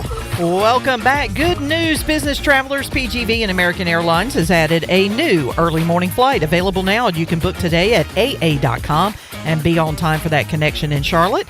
PGV, where the Pirates fly. Now let's head back into PRL. Here is your host, Clip Rock. Let's keep the baseball talk going. Aaron Fitt, D1 baseball. Busy man, but gave us a little bit of time to talk Pirates and more. Here's my chat with Aaron Fitt. Today on Pirate Radio Live from D1 Baseball, Aaron Fitt joining us to talk about the regionals, the drawings, who got snubbed. I guess we'll talk about it, Aaron, but great projections from D1 Baseball. I think 63 out of 64, if I saw Kendall Rogers' tweet right. But is that about right, Aaron? Did you guys get the field pretty good this year? Yeah, that's about par for the course. We usually do about 63. They never let us go, 64 for 64. I don't think they want us to do that. I've done it a couple of times over the course of my career, but it's been a while. So, and then we didn't have any serious qualms with the field, though. They did a good job this year. Let's play a hypothetical real quick. Doesn't matter now, but just for my curiosity, we saw what happened when East Carolina beat UTSA in the American Championship. UTSA left out, even though the Roadrunners beat the Pirates for the third time over the weekend in Clearwater this season. If East Carolina loses that game on Sunday, Aaron, and your best guess, are they in this field of 64? Yeah, probably, because their AD's on the committee, which helps. I mean, they were on the bubble anyway. They had a case regardless. But, I mean, if their AD wasn't on the committee, they would have probably been in the same boat as UTSA, which was right there. And I mean, because their resume is not better than UTSA's, it's about the same. And UTSA wasn't even in the next four. So, and UTSA won the head-to-head against East Carolina. So, yeah, I mean, as it turns out, after seeing the way UTSA was treated, you would have to imagine that ECU would have been in the same boat if not for, again, I know it's not supposed to matter, but it does matter when you have representation on the committee. Pirates took the guessing game out of it and won on the field on Sunday, and they go to Chapel Hill. And I've been saying this, Aaron, I thought that the regionals were going to be more numbers-based, more than regional-based, but this is about an old-school regional as you can get with East Carolina, North Carolina, Tennessee, and VCU. Got a classic regional feel. What do you think about the four in Chapel Hill there? Yeah, I think it's one of the most compelling regionals. I think it's one where, I don't think VCU is going to win it, but I could see any of the other ones making a run at it. North Carolina's really good. They've earned their spot. Number 5 national seeds is where they fit. They've had an incredible year. They've only lost one weekend all year. They had the one weekend where they went 1-1-1 against East Carolina, and that was a good series. And so, the Pirates are already shown they can match up with these guys, but North Carolina's gotten better and better, over the course of the season. We knew they were going to be really good on the mound, but their offense has just continued to grow, and it's been really, really outstanding. Especially of late. I still think their pitching is what really stands out, but not so much their pitching depth. So if they get knocked into a loser's bracket, then all bets are off a little bit. But if they can stay in the winner's bracket with their frontline arms and their offense, I think they're going to be tough to take down. But gosh, Tennessee, is just kind of grinded through some stuff this year, but we know they've got talent. With their first year head coach Josh Elander, he's really, I think, found his footing as the season has gone along, and this team is, I think, also really improved down the stretch. And certainly the Pirates are the Pirates, and always dangerous when you see those guys going into your regional. Aaron, it reminds me of when ECU goes to Charlottesville and it's like, okay, Virginia, Oklahoma is going to be a great Saturday game, and then the Pirates knock off Oklahoma. And then last year, man, Coastal Florida, that's going to be a war. And then East Carolina beats Florida. This Tennessee, if we're from a Pirate standpoint, I hope they're taking ECU lightly. But how about this Volunteer team compared to maybe those other teams that I mentioned? Can the Pirates get the win on Friday? Sure. Yeah. I guess the question for me would be Norby's availability. Are they going to use him in the opener after, the way he was taxed there in the conference tournament title game out of the bullpen. I don't know. I don't know if you have any insight on that. I mean, I think that matters, but I mean, Ryan Towers has been really good down the stretch too. Yeah. So that's kind of helpful. Maybe takes a little bit of pressure off Norby. I mean, and I think with those two guys and some of the pieces they have in their bullpen, I mean, I was worried about them when Sean Jenkins went down. But I really liked what I saw from some of those bullpen pieces. I mean, certainly Gavin Marley has been awesome for him, and Joseph Webb back there. I mean, they've got, I think, the pieces on the mound even without Jenkins, and I think they can mix and match you. And so we'll again, we'll see how they kind of structure it. But yeah, I mean, I think East Carolina's good, and it's just a hard-nosed offensive club, that executes and puts enough pressure on you. They're not gonna put up the big offensive numbers that Tennessee can put up. I mean, they don't have that kind of home run power, but they can offense you as they've done for many years. Aaron, I tweeted out on Sunday that in 1883, old Haas Rayborn pitched in 76 big league games. Why can't everything's cyclical? Why not do that with Ethan Norby? Is my question. Just throw him out there. See what happens. Yeah, keep rolling. Why not? I mean, it's he's a rubber arm guy for sure. But no, I think probably he's not going to challenge old Haas's record. No, old Haas has that one safe, I think. Aaron, you used the word compelling for the Chapel Hill Regional. In the World Cup, there is always like a group of death.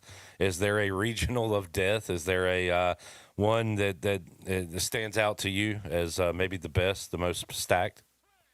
There's a couple really good ones. I mean, Chapel Hill is up there for me. It's one of the most compelling. I think Lincoln, with Nebraska, with Ole Miss and Arizona State, those top three are also really, really. I mean, Arizona State's super dangerous as the 3 seed, and then you've got, I think Lawrence stands out to me. Kansas, the Big 12 double champion, regular season and tournament, but you got a 2 seed coming in, Arkansas, that we thought probably should have hosted a regional. You've got a 3 seed, Missouri State, that we thought probably should have been a 2 seed. And then you've got a 4 seed Northeastern, who's at this point a known commodity in college baseball, and one of the more dangerous 4 seeds out there. So I think that one really stands out to me, in addition to Chapel Hill and Lincoln. We were watching live yesterday, Aaron, and I set a over under. I think 3.5 teams for the Sun Belt for Mike Mullis, and they hit the over on that one while we're watching the broadcast. How about the Sun Belt? And it's not like it's out of nowhere. I mean, they've had some good baseball with Southern Miss and Coastal and teams over the years, but really good year for the Sun Belt this year. Yeah, and it's interesting because for a while in the second half of the season, we were wondering if they were even going to get 3, because Louisiana was kind of struggling and Troy was just trying to get above 500, and Texas State kind of went into a swoon. And you had just kind of Coastal and Southern Miss rolling, and the rest of it looked like it was not happening. And then the Cajuns got hot, and Troy kind of scratched and clawed its way above 500 overall, which was all they really needed to do with their strength of schedule, number 6, strength of schedule in the country. And then Texas State did just enough, and so I didn't think they would get 5 in. I kind of thought 4 felt like the number. We thought Troy with their strength of schedule would be in. I was a little surprised by Texas State, but not shocked. I mean, we had them in our next 4 just outside the field. But I would have thought you would have gone with a conference champion, with a top 30 RPI and Mercer. I mean, I know they didn't have a lot of quality wins, but 44 win team with a 28 RPI that won its regular season title and a number 6 conference, in the country. Like, to me, that's an easier call than the middle of the pack Texas State team. It's baseball, so I know the answer to this question, but why can't UCLA just do what they've done all year long and roll through this thing and win a championship, Aaron? Why is it not that simple? They could. They very well could. I mean, they haven't tripped up yet. It's remarkable. We're now 15 weeks into this thing, 14 regular season weeks plus conference tournaments. They haven't had a losing weekend yet. They even won the Big Ten tournament. I asked Coach O, Dr. Gary Overton, who's seen a million games and coached in a million games, where do they sit? And thinking that I was kind of a prisoner of the moment, but he said that they're up there with like the all time, like from a win-loss standpoint. How about since you've been in baseball, Aaron? Like who would you compare to the regular season and tournament season that UCLA's had? Yeah, nobody's ever done this wire to wire number one, preseason number one, and maintained it all season long. And, we haven't even gotten to the postseason yet, but I mean, already they've achieved history there. And if they can do it all the way through the postseason, even more impressive. But yeah, I mean, it's up there with, you think about the 2023 Tennessee team that won the SEC regular season and tournament and then won it all. The Vanderbilt team, I think in 2019 would be in that same category for me. The Oregon State team in 2017 would have been in that category. They would think they were 52-4 heading into Omaha, something crazy like that, but then they didn't win it all. But then the next year they did, and so you could, they're a little bit lower national seed, but I mean that team was a juggernaut. So, they're the teams that enter the tournament as the number one, overall seed. They don't usually win it all. I think it's happened once in the last 20 plus years. Just what was it last year? 2 years ago. I don't know if it was Tennessee. I think might have been the first one in 2023. And it doesn't happen often. And so, to do that, if they can take home the bacon here, I think UCLA will deserve its spot as one of the all-time great teams. Aaron Fitt, D1 Baseball, joining us. Aaron, I'm looking forward to folks tuning into ESPNU or Squeeze Play and watching a guy like Braden Burris, fun player to watch for East Carolina, and hopefully gets a lot of eyeballs on him. You guys do a great job of putting out like your players to watch at each position throughout the season. Who are some names that maybe I don't know as a novice that could become a household college baseball game here in the next week or two that I should keep an eye on? Well, I'll give you some names just from the Chapel Hill Regional, because I know that's where you guys are going to be paying a lot of attention here. Henry Ford obviously stands out for Tennessee. Started his career at Virginia, had 2 pretty good years there. And he's, wound up kind of quietly putting together another monster year here in Tennessee. He's got 19 home runs. I think he'll be a day one draft pick. He's a third baseman who hits for average and power. Like that guy an awful lot for the Vols. If you're looking at VCU, they've got a catcher that I really like named Jacob Lee, who's got 17 home runs. I liked him even the first time I saw him in the fall of his freshman year. He kind of leapt off the field. It's real bat speed, it's real strength. It's feel for the zone, takes a lot of walks. That's a guy that could really be a breakout star here in Chapel Hill this weekend. And, North Carolina's got, I think we're pretty familiar with all their veteran pitchers, but they did a great job in the transfer portal. That's kind of the new faces for them, the 4 guys that they really hit on at shortstop, at center field, catcher, and first base. That's Jake Schaffner at short, and Owen Hall in center, and Macon Winslow behind the plate, and Eric Paulson at first base. I mean, those are the 4 guys that have really been the key to their season, in my opinion. Aaron Fitt joining us. Aaron, where are you going to be this weekend? I am going to Athens this weekend. We'll have coverage in Chapel Hill. Our guy Joe Healy will be there, but I'm getting a little change of scenery and going to see the Bulldogs down there. Good deal. Covering all the action, all the games right now. And is there any coaching carousel to cover at this moment, or will we wait a few weeks on that? I know we had some news today. Kendall Rogers reported that Houston was a Big 12 opening. They're hiring Will Davis from Lamar, who's actually, led his team to regionals. So I don't know how that's going to work, if he's going to coach to the regionals or not, but it's interesting timing for that hire for sure. Yeah, keeping an eye on Coastal, perhaps. We'll see. South Carolina, those check out D1 Baseball. Aaron, anything else? Again, just go to D1 Baseball. It's all there. Anything in particular you want to plug that you guys have going on right now? Yeah, we're already starting to roll out our regional preview content. We've got some great stat packages up on the site. We've got some kind of staff roundtable stuff breaking down the field, and we'll have those regional breakdowns starting this afternoon. I think Chapel Hill's already done. That'll be up later today. Aaron, thank you so much for joining us, man. We'll be checking you out throughout this postseason. All right, Clip. My pleasure. Today Aaron Fitt, D1 Baseball, joining us on Pirate Radio Live. We'll take a break, come back. Bryce Williams will join us. We got more baseball to talk about. See if Bryce has any questions about the regionals coming up in East Carolina and beyond. And I've got a screenshot of the 2026 college football all-name team. I'm pretty sure we did this with Bryce last year. So we'll run over some of the best names in college football to watch out for this upcoming season. Like King Large, for one. Bryce joins us after this timeout.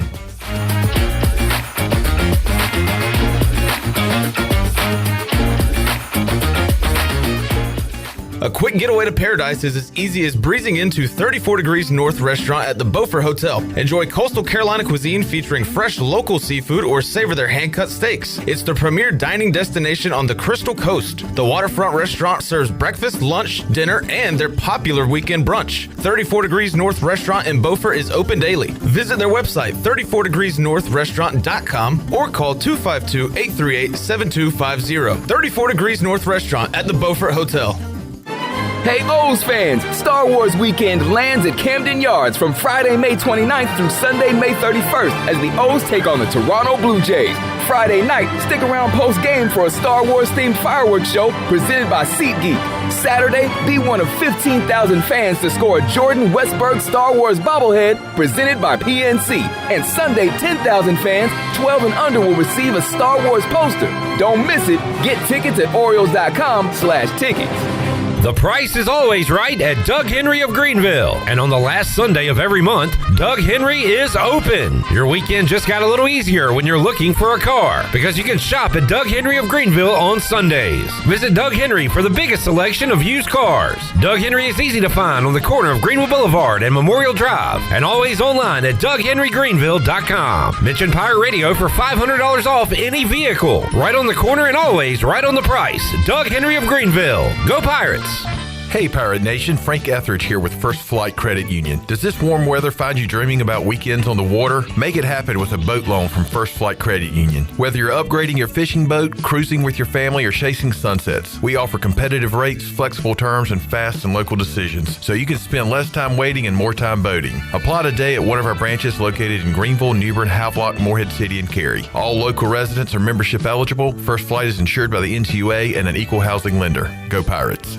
Is your car making strange noises? Or that check engine light still won't go away? At Bell's Fork Truck and Auto Service in Greenville, we take the stress out of car care. From quick oil changes to full service repairs. And diesel truck service too. Our certified technicians deliver high quality work without the high dealership prices. No guesswork, no pressure. Just honest, dependable service to get you back on the road with confidence. Don't let a small issue turn into a costly repair. Stop by today or schedule your service now. Bell's Fork Truck and Auto Service. Keeping Greenville moving. I'm Sam Jones, and for more than 3 generations, my folks have kept the fires burning for Eastern North Carolina Whole Hog Barbecue. At Sam Jones, you'll find our smokehouse pumping out wood-fired meats, cooked fresh every single day. There are no freezers at our place. Everything, and we mean everything, is made fresh daily, including our sides, sweets, and sauces. Stop in and see us, and I bet you'll be able to taste our passion in just one bite. At Sam Jones Barbecue, you'll find plenty of smoke, but no mirrors. We all have seniors in our life who may need a little extra help with technology. University PC Care's Quick Helps are affordable, in-store, short appointments designed for seniors who may need a little TLC to help with setting up a new computer, help with email or passwords, or help with the latest online scam. They don't need to fear technology anymore. Call 252-558-1280 to schedule an in-store Quick Helps appointment for Greenville or New Bern. Learn more at universitypccare.com. It's bow time. Sometimes the craving for Bojangles Supremes is so strong you just gotta have them, even when your gas tank is on empty and Bojangles is still 10 miles away. Nothing beats the flavor of Bojangles' juicy golden Supremes, especially when they're part of a perfect combo with 4 boldly seasoned chicken Supremes, a made-from-scratch biscuit, fixin', and some legendary iced tea. The only thing that can satisfy your hunger is that delicious southern flavor. So when the craving is supreme, order ahead on our app and put the pedal to the metal. It's bow time. This is Pirate Radio, WGHB Farmville, W224EI Greenville, WDLX Washington, and W281CH Washington.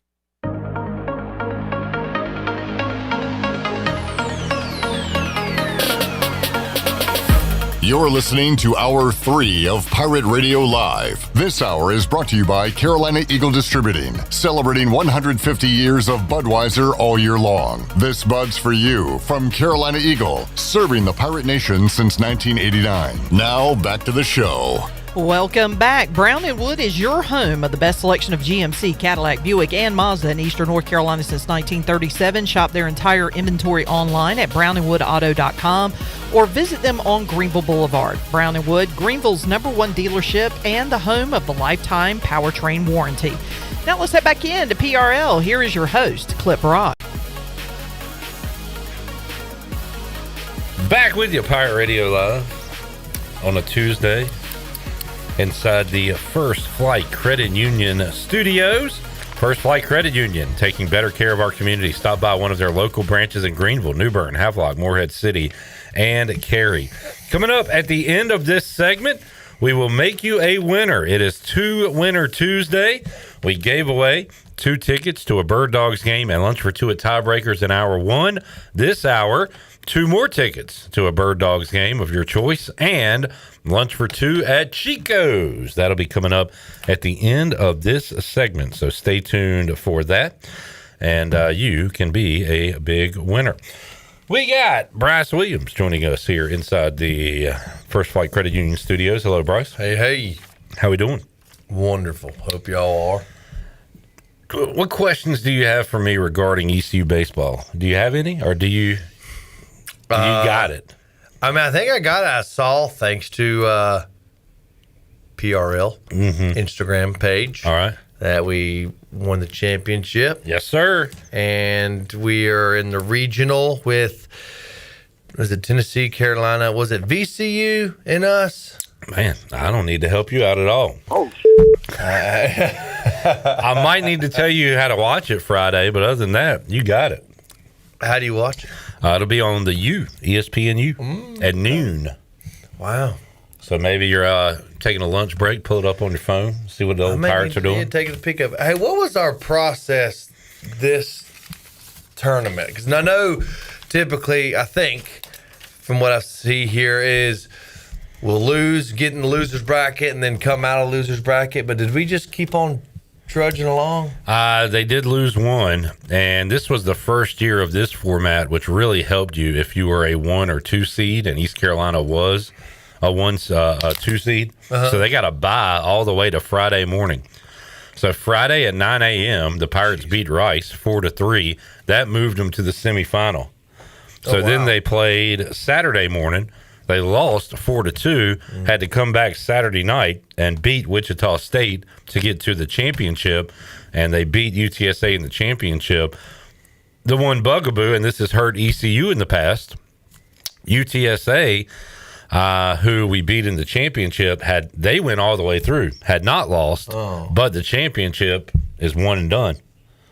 Wow. Whether you've lost one game or none games. Wow, because what seed were we? We were the 2. They were the 1. So they got the bye to Friday as well. But so our bye, our sort of get out of the hole was the beat of Wichita State. Yeah. It's like, I think it's like once you get to the second day, double elimination starts. Those teams that played that first day, well, they're out if they lose. So it's an odd format. Interesting. But again, if you are the 1 or 2 seed, you got to. Is it back to back? Is that what I saw? Oh, yeah. So we've won it back to back. Okay. Oh, for ECU to win a championship? Yeah. Yeah. Okay. Won last year. Nice. Won this year. Cool. And you're right. We are heading to Chapel Hill. And that will be, who do we play? We got the Volunteer. We got old Rocky Top. Old Rocky Top. Huh? Good old Rocky Top. Is that going to be the same format, sort of, or? That is you win, you stay in the winner's bracket. It's double elimination. It's a true double elimination. And that tournament. answer will be after the weekend? Is it only a weekend deal, right? Yep. Dang. Usually it ends Sunday. Some go into Monday, but yeah. This regional.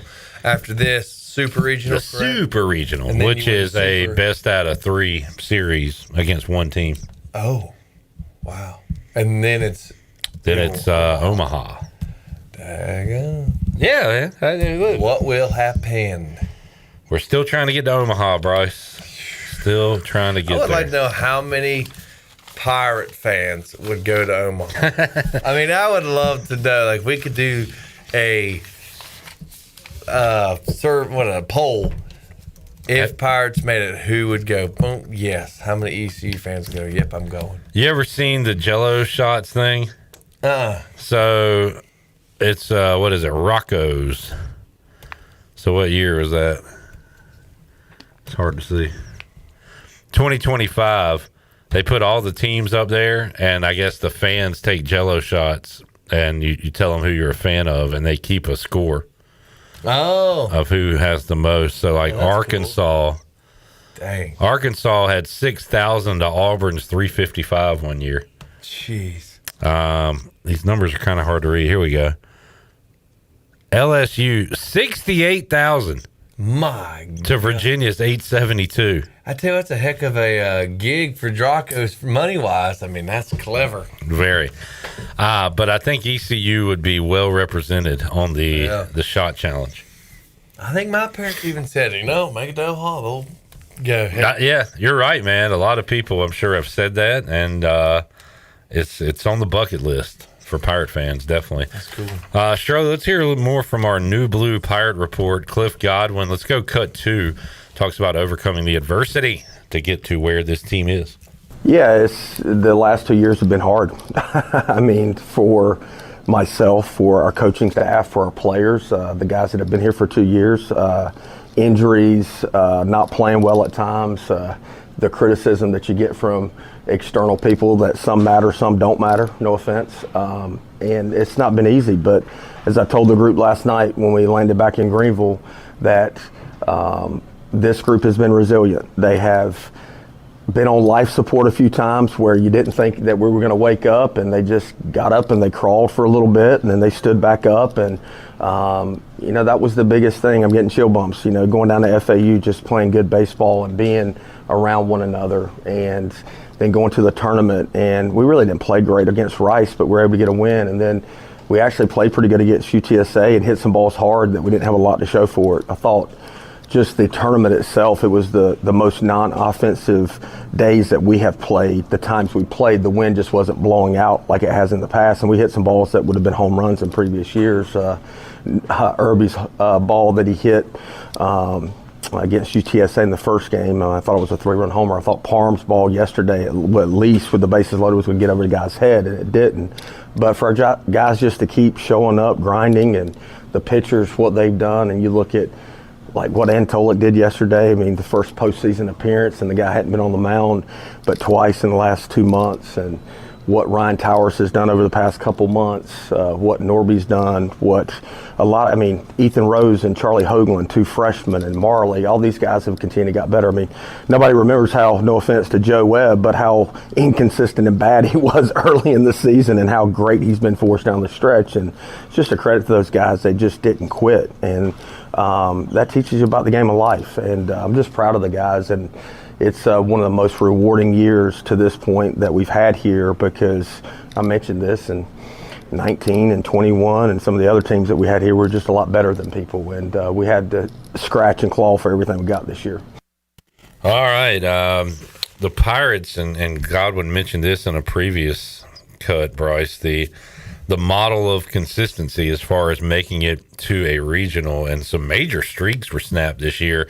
Vanderbilt, I believe the first time, was it since 2005 that they're not in a regional?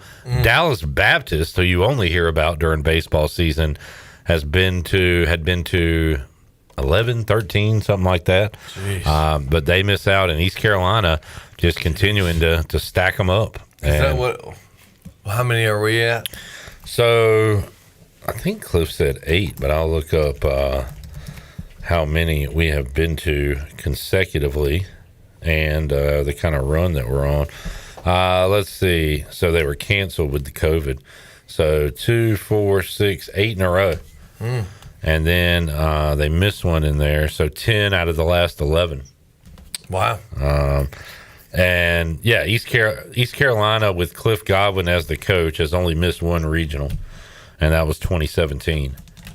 And in that year, we were hurt by the single game championship, because we went undefeated to the conference championship but lost to Houston, who had lost the game. But it is what it is.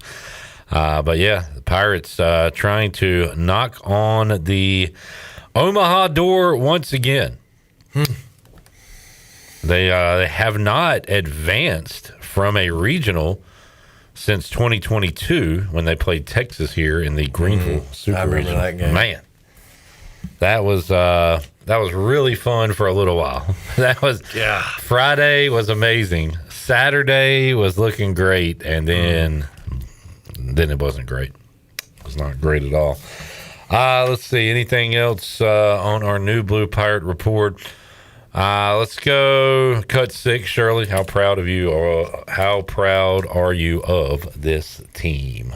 I'm very proud. I told him before yesterday's game, I talked to John Gilbert and I said, hey guys, it's 50-50 if we don't win today. This isn't pressure. It's just want you guys to know what the truth is. And for UTSA not to be one of the first 4 teams out is crazy. I don't care what kind of metrics. There's an eye test, and I've coached baseball for a long time. They're one of the best 64 teams, and I know there's other things that go into it, but I feel for Coach Hallmark. Him and I were exchanging text messages last night, and he's one of the best baseball coaches in the country, and I'm not saying that because he's in our conference. I have known him for a long time. He was an assistant at Rice under Wayne Graham, and he respects the crap out of what we do here, and they're going to be a force to be reckoned with. But I just feel bad for them because I've been on that side too, not necessarily in that situation that he was in yesterday, but those heartbreaking losses, and you feel for those kids because those kids play hard for him because they believe in him and their coaching staff, and it's just a shame. And I know somebody's got to be left out, but I really was hoping they would get in. Only one team from the league making it to the tournament this year from the American, Bryce. So really? UTSA, who was co-regular season champions with ECU, left out of the tournament. I asked Aaron Fitt from D1 Baseball if ECU would have lost on Sunday, would they have gotten the tournament? And he said yes, because John Gilbert is on the committee, which that's a pretty big help. Wow. But the Pirates were kind of teetering on the a couple weeks ago, we were on the wrong side of the bubble. Mm-hmm. We might have been out, and then they won 3 in a row and then put on a good showing and got the auto bid. But I think they'd have been in either way, but they didn't leave it to chance. Got it done on Sunday and got in. All right, let's take a break. We'll come back. We'll go Pirate Radio Outdoors. And I saw this and thought we should get it for the show, and I'm pretty sure we did this with you last year, Bryce. Yeah. Look at some of the all-name team in college football. I haven't even looked at these yet because I want to be surprised myself. I did see the quarterback, one of the quarterbacks, and he actually played in Dowdy Ficklen Stadium last year. Bear Bachmeier from BYU. God, that was a frustrating game. I forgot. Terrible interceptions. I can't remember that one. By that guy that ain't even here no more. Caden Hauser threw one in our end zone and then threw one in their end zone. And it got away from the Pirates. We'll talk a little football, a little Bryce on the water when we return after this.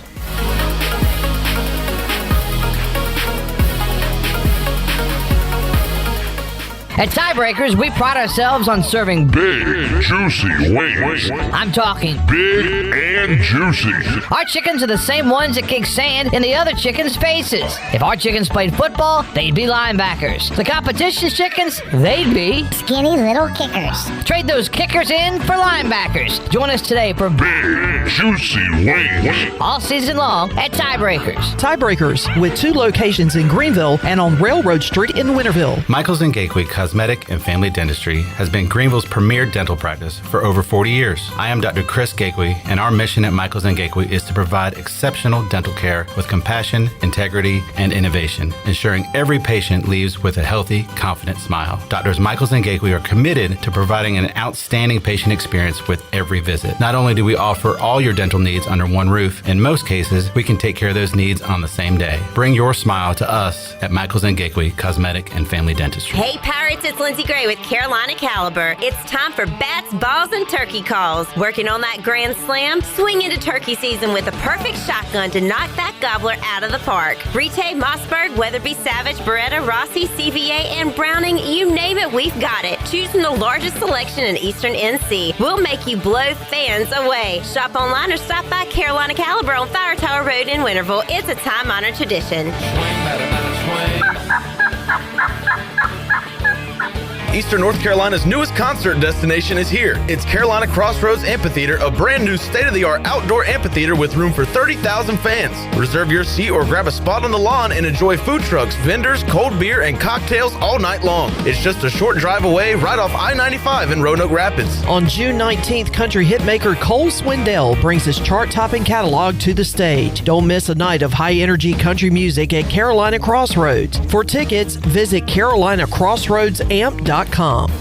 Looking for a zero-turn mower? Buy what the pros buy, where the pros buy at Ron Ayers Motorsports, your local authorized Hustler dealer. Shop the full lineup of Hustler residential zero-turn mowers, known for their reliability, speed, and heavy-duty build quality. Hustler mowers all feature thick fabricated decks, one-piece steel frames, and Hustler's trademark smooth track steering. Come see us today at Ron Ayers Motorsports, Highway 11, north of the airport in Greenville.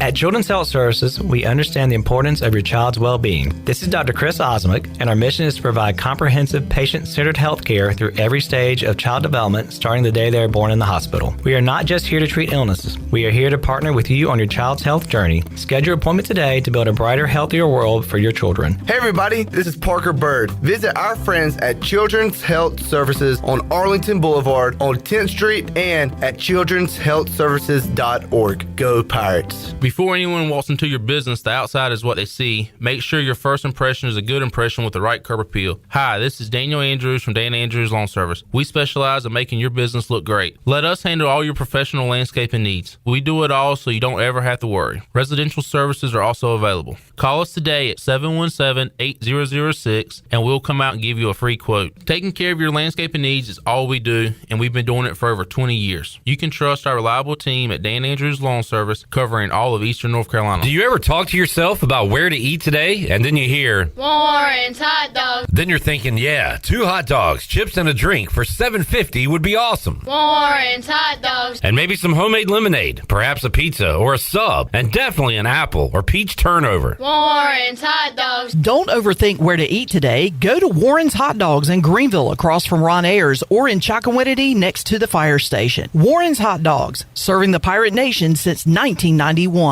Go Pirates! This is Coach Steve Shankweiler, and you're listening to Pirate Radio, the voice of the Pirate Nation.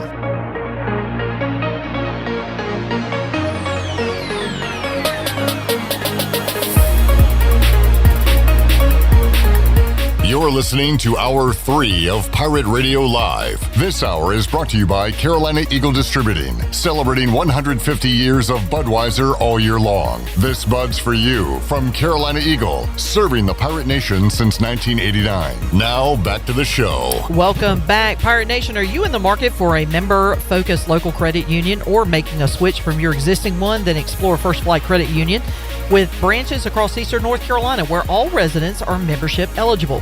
First Flight members experience in-person service, competitive savings and loan rates, everything from automobile, boat, and home loans. First Flight has you covered. Stop by one of their local branches today or visit efirstflight.com. First Flight is insured by the NCAA and an equal housing lender. Now let's head back into PRL. Here is your host, Clip Rock. Back with you, Pirate Radio Live. Bryce, we talk about what we're going to have for dinner every Tuesday when you're here. I know what I want for dinner tonight. What's that? Bryce Williams, I want some homemade, fried fish nuggets. Dang. With some cocktail sauce and tartar sauce and some slaw. Dang, man. Yeah, that'd be delicious. Yeah. What are the odds that could happen? I mean... slim to none, and Slim just left town. Yeah, there's a spot you could go to. I don't know what kind of fish it'll be, but tell me off the air. Yeah. All right. Oh, you mean to get the fish, to catch them, or to eat them? To eat them. They'll be cooked for me. Already cooked. Okay, yeah. Tell me when we get off the air. I mean, more than likely, I don't know quality. They probably got what you want. Okay. Bryce, let's talk a little football. We talk baseball all day, and we will continue to do so this week on Pirate Radio Live. But I saw this. Now's a good time to bring up the 2026 college football all-name team. Shirley, can I get some ESPN college football music? Can you find that for me? And we'll run through some of these names. So this is the kind of the first time I'm looking for them. Speaking of food, no way. quarterback For Louisiana, Lunch Winfield. There's no way. Lunch. Quarterback for Memphis, Air Nolan. Air. Running back for Army, God's Power Nwehi. Wasn't he there last year? Nwehi. God's Power? I feel like there's no way. Now, this is a great name. Running back, Cincinnati, Gravy Johnson. Gravy Johnson. Turbo Richard is a running back for Jamie's Indiana Hoosiers. Good. A lot of food up here. Yeah. Tuna. Altahir. Tuna. Big tuna. Tiger Ryden Jr.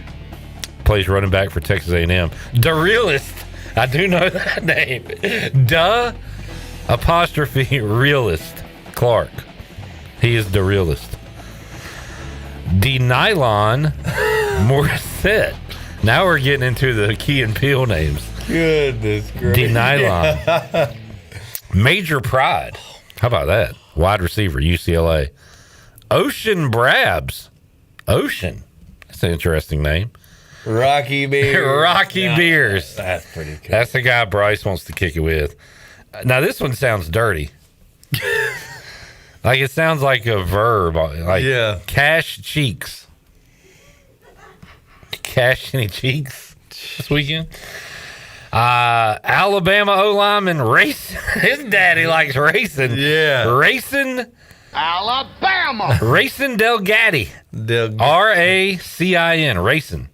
I remember this guy from last year. Big Al Oliver. We'll see him. We'll see Big Al with Appalachian State. All right, we continue on. Rhino. Tapatatutuya. Rhino. Very cool name. King Triton. Samula. King Triton. This one's a little more simple. King Large. Offensive lineman. What is that? Missouri State, maybe?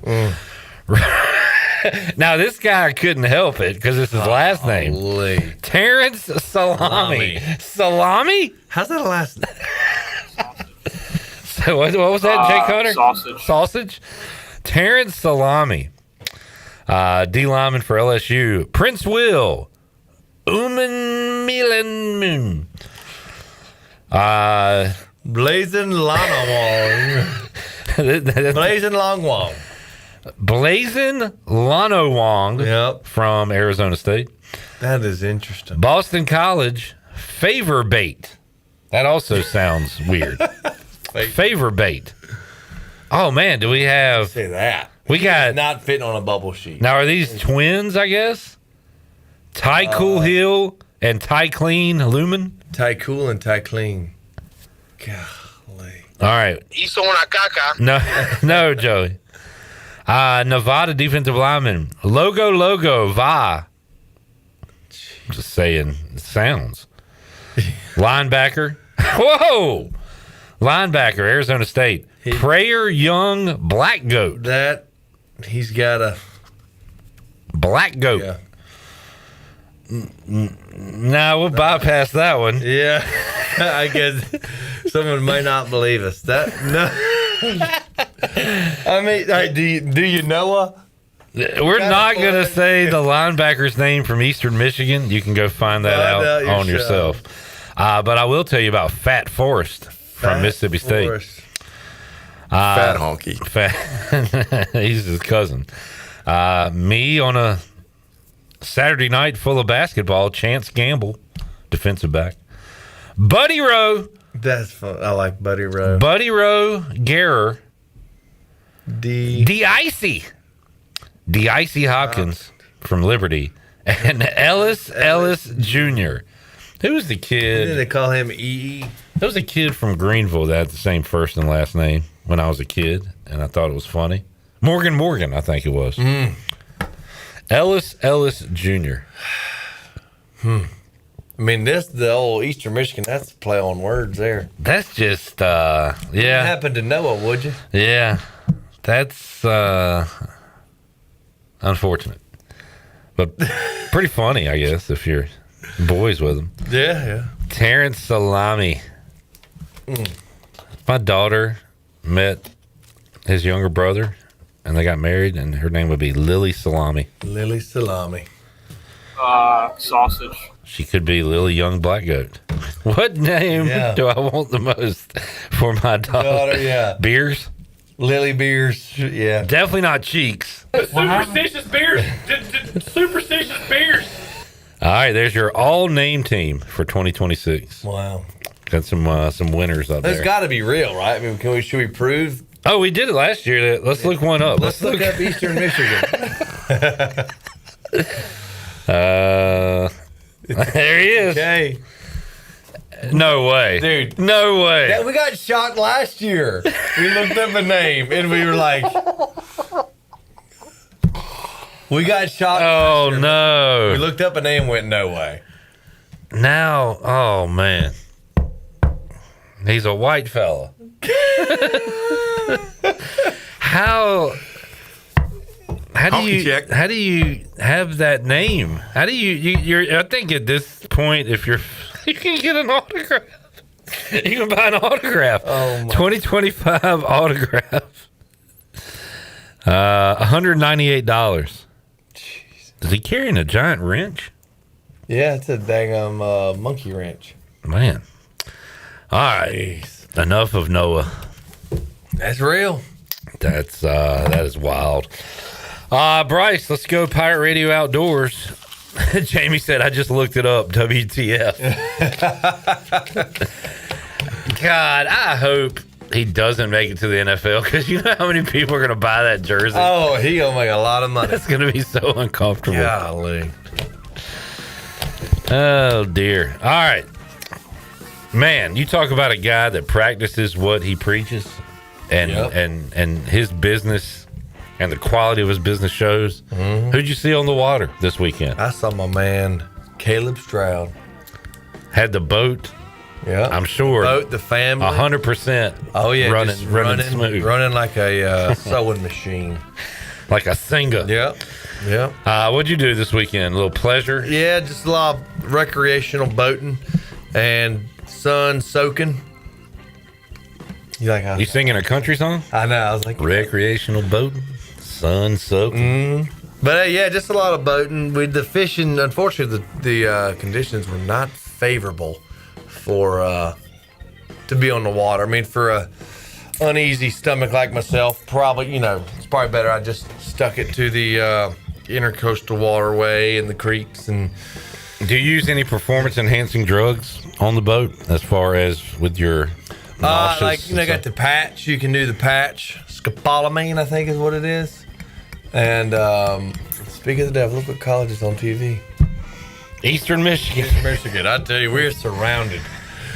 But yeah, just a lot of boating, and in the sun. It was great. So just recreational enjoyment with the family, and then to see Caleb. I guess it was Monday, yesterday. He came strolling up in his boat. And it was, had it all functioning and operating properly. And he literally said, these motors I had at the shop. There you go. He literally said, yep, I had those at the shop. So, Stroud's Marine. Mm-hmm. And if you need any kind of part on your boat. Anything. Literally from Yamaha 350s, he's got them. And 425s. Any plans coming up in the future? I hope so. I hope to be on the water in some form or fashion. Depending on, we'll be headed to go see the parents this weekend, but so maybe try that or golfing, something. I'm gonna be outside regardless. So we are a couple weeks away from the Big Rock Blue Marlin tournament. We'll be talking about that here on Pirate Radio Live. 10 days. So when does need to see like a schedule of events? Because there's like is there a kids party and a women's? Yeah, the women's. This is the women's, I think. It's the next weekend. The women's, the KW something. Because that would be the 5th, which it says. Mm-hmm. And then I guess the following week it'll be the big tournament. So yeah, we are getting close. Yeah, that'll be exciting to keep a track on. We'll be home, since we'll be in the final minutes of the fourth quarter. Big time baby watch going on. In Bryce's household. All right, Bryce, appreciate you joining. Thank y'all for having me. And go Pirates, man. How about this time next week? Previewing a super regional. How cool would that be? That would be maybe going to College Station. Texas A&M is. Oh wow! Their bracket is matched up with East Carolina. That would be super cool. So, yeah. All right, we'll take a break. Come back. We got more of our New Blue Pirate report, and man, Pirates in the pros. Some Pirates getting it done over the weekend, including my guy Isaiah Winstead getting in the end zone in the UFL. Back with more Pirate Radio Live after these words.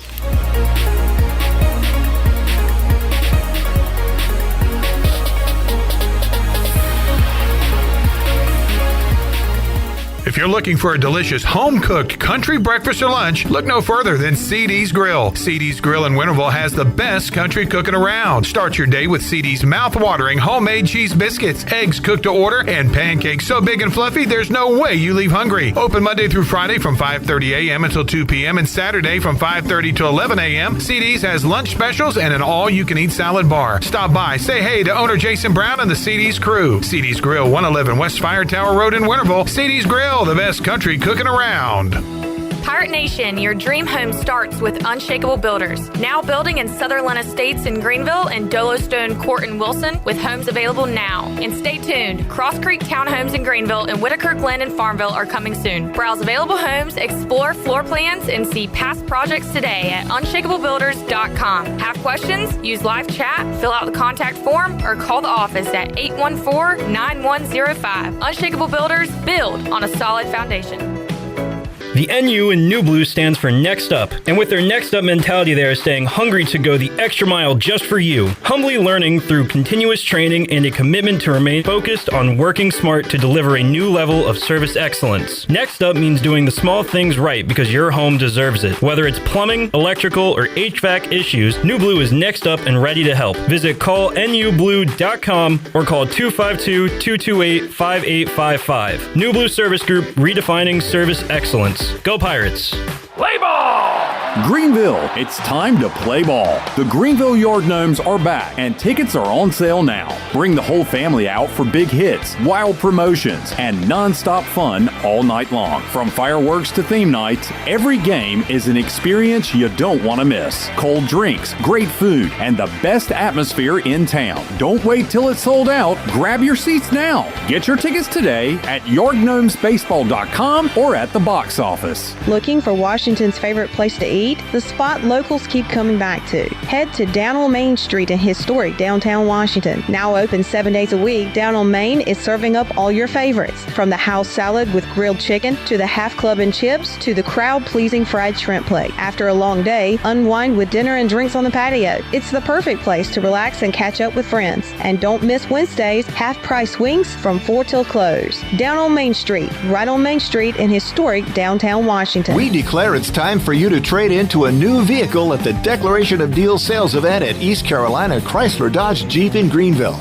East Carolina Chrysler Dodge Jeep has doubled down with dealer discounts and now has savings up to $12,000 on a new 2026 Ram 1500 and a special finance rate on Ram of 2.9% for 72 months. If you aren't looking for a truck, no problem. We declare that 2026 Grand Cherokee come with savings up to $6,000. Or you can lease America's most awarded SUV for as low as $429 per month. But that's not all. Save up to $7,000 on a new 2026 Jeep Wrangler or lease one for as low as $379 per month. East Carolina Chrysler Dodge Jeep, across from the Cockerell in Greenville. Come see us! 36-month leases, 10,000 miles per year, and $39.99 due at signing. Tax tags and $8.99 admin fee not included. Check out all the great deals at East Carolina Chrysler Dodge Jeep or at ecauto.com. In Beaufort County, success is built together. The Washington-Beaufort County Chamber of Commerce connects leaders, supports local businesses, and helps our community thrive. From networking to community events, the Chamber is building a stronger Beaufort County every day. Get involved, grow your network, and help shape the future of beautiful Washington. For more information on the Washington-Beaufort County Chamber of Commerce, including future events and membership, visit wbcchamber.com. PiratedRadio.com. This is Josh Gross, and you're listening to Pirate Radio, the voice of the Pirate Nation.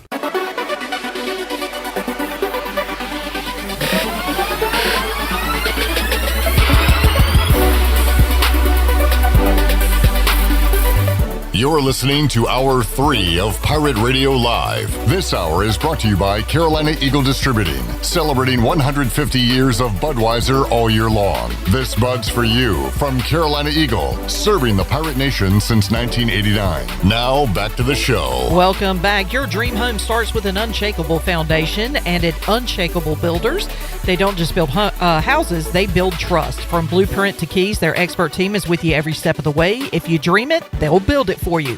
Visit unshakablebuilders.com to start your journey home the right way. Unshakable Builders, build on a solid foundation. Now let's head back into PRL. Here is your host, Clip Brock.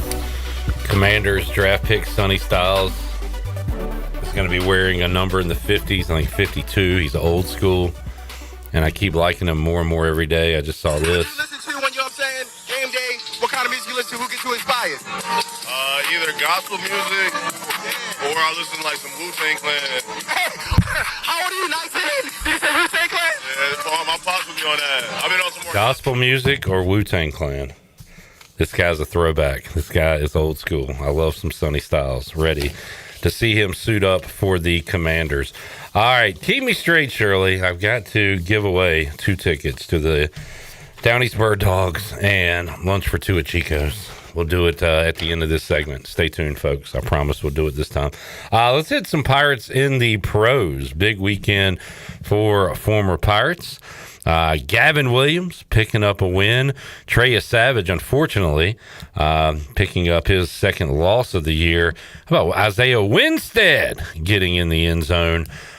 Big weekend for Pirates on the diamond and gridiron. Let's hear it.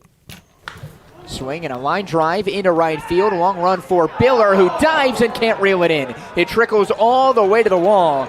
Moylan hits second. He's thinking 3. Biller's throw hits the cutoff man. The cutoff throw to third is late. Skids off of Hauk. This one hammered in the air to deep right field. Back goes Benson, turns around, and that one is way gone. That might have left the stadium limits out towards the Atlantic Ocean. Josh Moylan with a long solo home run. 2-0. Makarevich swings and slams it down the right field line. Brown Jr. spins, and it's back-to-back ABs with back-to-back homers off the parking garage for Alec Makarevich. He ties the game in the 4th and gives the Barons the lead in the 6th. It's now 3-2. Here's the 1-1 from Broca. Makarevich swings and dribbles it right side of the infield. Sprinkle comes home. Broca backhands it. No play at first. It is an infield RBI single for Makarevich. Emilio Pagan, their closer, on the 15-day IL. That one back up the middle, and De La Cruz can't handle it. Streaking around his weather hole, he will score. Herrera on his way to third, and Burley with a rocket up the middle. 2 down, the payoff pitch. Swing and a miss. He struck him out. The 1-2 pitch by Gavin Williams, and he struck him out with that breaking ball. The 2-2. Swing and a miss. He struck him out. I mean, just took him to school. Swat and missed. He couldn't have pulled that with an ironing board. Oh, make that cheesesteak to go. Ring him up. There goes the runner. Swing and a miss. Throw down to second. Got him. Oh, what a play! An incredible throw, and even more amazing catch and tag by Travis Bazzana. Swing and a miss, and Savage gets him. The A's, the Dodgers, and now the Marlins.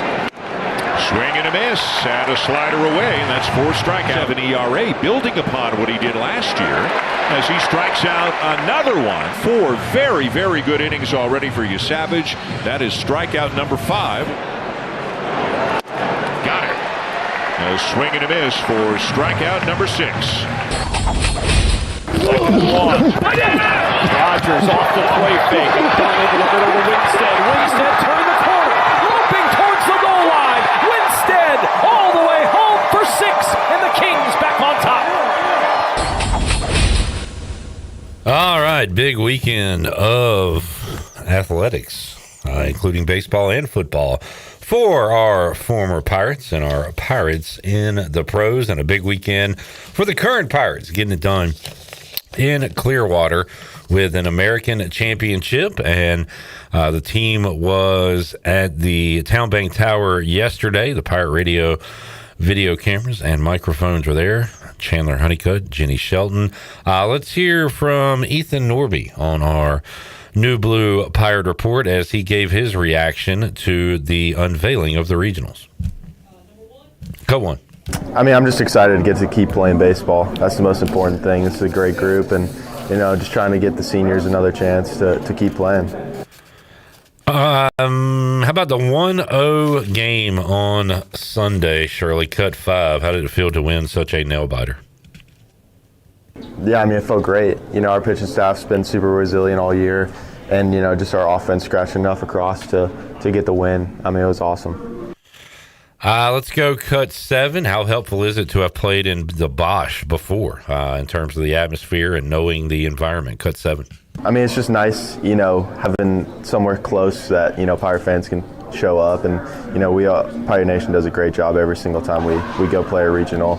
I mean, last year at Coastal, it felt, almost like a 50-50 between Coastal fans and ECU fans. So I'm just excited that we're even closer now. And speaking of that, Jack Herring, cut 2, talks about the home game feel that Chapel Hill gives the Pirates. Yeah, it's going to feel like a home game for the Pirates and Chapel Hill for sure.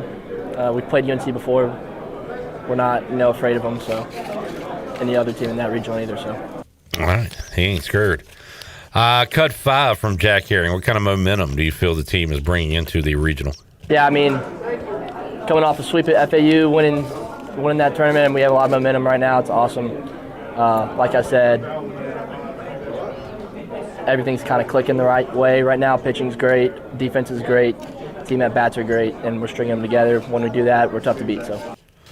Cut 7, what was it like celebrating with Coach Godwin in the dog pile? Yeah, it was awesome. I had a funny video of seeing CG flying up on top of that dog pile, but he said he would jump on that dog pile if we won that thing. So, that was a pretty fun moment. And he didn't get hurt, right? No, he didn't get hurt. Yeah. Did Kalinich get hurt? I saw his head go right into the pile. Yeah, I don't know. Someone probably got hurt, but. All right. You got to be careful in those dog piles. Cut 8, what does it mean to continue to play baseball this time of year?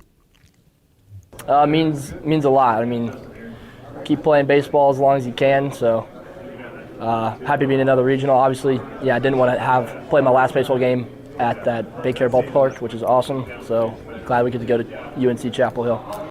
Cut 9, what does it say about the consistency of this program, 8 straight regional appearances? Yeah, the culture is what makes this program, so consistent, and that's huge. We don't have All-American players every year. I mean, we have Norby with a few, but not like these SEC schools. But the culture is what makes us like a winning program. It's how we can out-team other teams, like CG says. And more sick puppy talk. Cut 12, what does sick puppy mean to you? Yeah, kind of a new joke moniker thing we got going on right now. It's just be a sick puppy. You gotta be a sick puppy to, play baseball and embrace adversity. You gotta love the hard stuff. Pretty much that kind of thing. Let's hear what Ethan Norby had to say about that, Shirley. Cut 12, what does sick puppy mean to you? I mean, you got to do tough things to win postseason baseball games, and, you just got to be a sick puppy. You just got to be a sick puppy. Let's save that cut, Shirley, for future use. Got to be a sick puppy. All right. Let's see if we got any more with Cliff. Oh, yeah. I wanted to hear cut 10. Mully brought this up earlier. Talks about facing Tennessee for the first time since they played in the Super Regionals when he was a player at East Carolina. Well, my mom brought that up, so she still remembers it because I made the last out in the Super Regional in Game 2. We were down 3 runs. I was the time runner that played. I had 15 home runs. It was a 1-0 count. It was a change up from a right-hander. I was sitting on it, and I just got it to second base instead of hitting it out. And you talk about the margin. I mean, you're probably talking about that much of a bat that if I catch it a little bit differently, it's a 3-run home run. And that was also the last game that Coach LeClaire coached in a uniform because that fall I got diagnosed with Lou Gehrig's disease. But I remember that moment very vividly. there is not one person over there that probably remembers beating East Carolina in that super regional. Chris Burke obviously was the shortstop on that team, and Chad Tracy was on that team that actually played in the big leagues together. But yeah, I didn't realize that until my mom brought it up about 5 minutes ago. Cliff was also asked what he knows about this Tennessee team, Cut 8. I don't know anything about Tennessee, and I know this is your first year. They're a great program. They're going to have talent like everybody else, but we're going to worry about East Carolina and what we do, and we're going to try to do that at the highest level we can. I wonder, who was that, Donnell maybe asking the question? It was Donnell. Donnell. Don't ask about opponent. He doesn't know. We'll talk to Donnell about that tomorrow when he joins us on the show.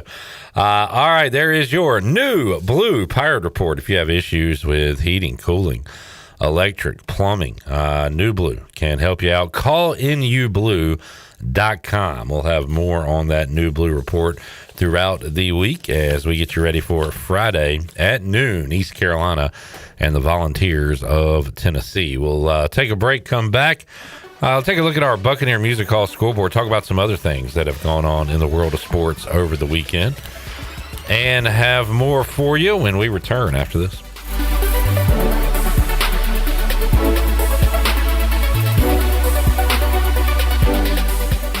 Hey, Pirate friends, it's Rhonda from Russell's, and we're back open with a whole new look. We have a ton of surprises for you to see, including our Johnny O's Shop and Shop. Our racks and shelves are fully stocked with all new spring and summer merchandise for both men and women. Make it a point to come by Russell's in downtown Washington to check out the new look, experience the same great customer service you've come to know, and see all the new quality clothing that you love. We can't wait to see our pirate friends and customers back at Russell's in downtown Washington.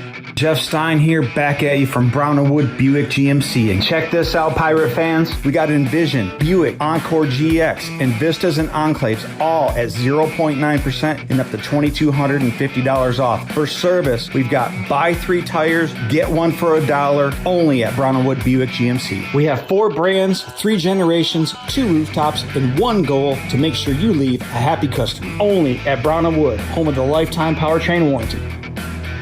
May is Celebration Month at Basil's in Greenville, and we're celebrating all ECU graduates. Stop in today and check out Basil's new specialty menu, packed with bold, flavorful dishes like shrimp tacos, taco salad, chipotle chicken pasta, and taco pizza. Plus, don't miss our weekly specials, $4.50 margaritas every Tuesday and $3 North Carolina craft beers on Wednesday. And of course, all your Basil's favorites are always available for lunch and dinner. Eat local, drink local at Basil's, your community restaurant and pizzeria on Fire Tower Road in Greenville. Pirates supporting pirates.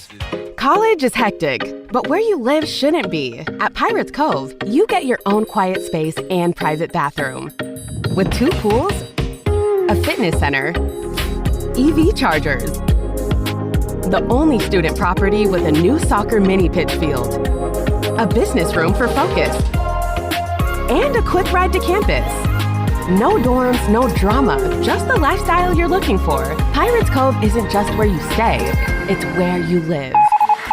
It's the final days of the massive store closing liquidation at Bostic Sugg Furniture. Now all remaining inventory must be evacuated, liquidated, and eliminated for pennies on the dollar. Every living room and every dining room, every bedroom and every mattress must go off the floor and out the door. Our floor must be broom swept clean. Final days means nothing stays. Don't wait. It's the final days of the massive store closing liquidation at Bostic Sugg Furniture. 2115 East Fire Tower Road in Greenville. See store for details. Oh, dude, that home run just busted your windshield. Yeah, I'm not worried about it. You're not worried about it? Yeah, I've got Brandon Manning and Farm Bureau Insurance. Hey, Pirate Nation, this is proud ECU graduate and former baseball player Brandon Manning inviting you to join my team at Farm Bureau Insurance. From home, auto, or life, give me a call today and let's talk about your insurance coverage and about the Pirates. Call 531-1812 and go Pirates. The icy treat that can't be beat is Sparky Snowballs. From big kids to little kids, Sparky Snowballs has been making smiles happen for over 20 years. If you're not in the mood to chill out with a snowball, Sparky's funnel cakes and fried Oreos are a perfect Sparky-licious treat every time. Are you having an event, party, or fundraiser? Call Sparky's to come on site. Remember to follow Sparky's on Facebook or visit SparkySnowballs.com to see where they'll be next.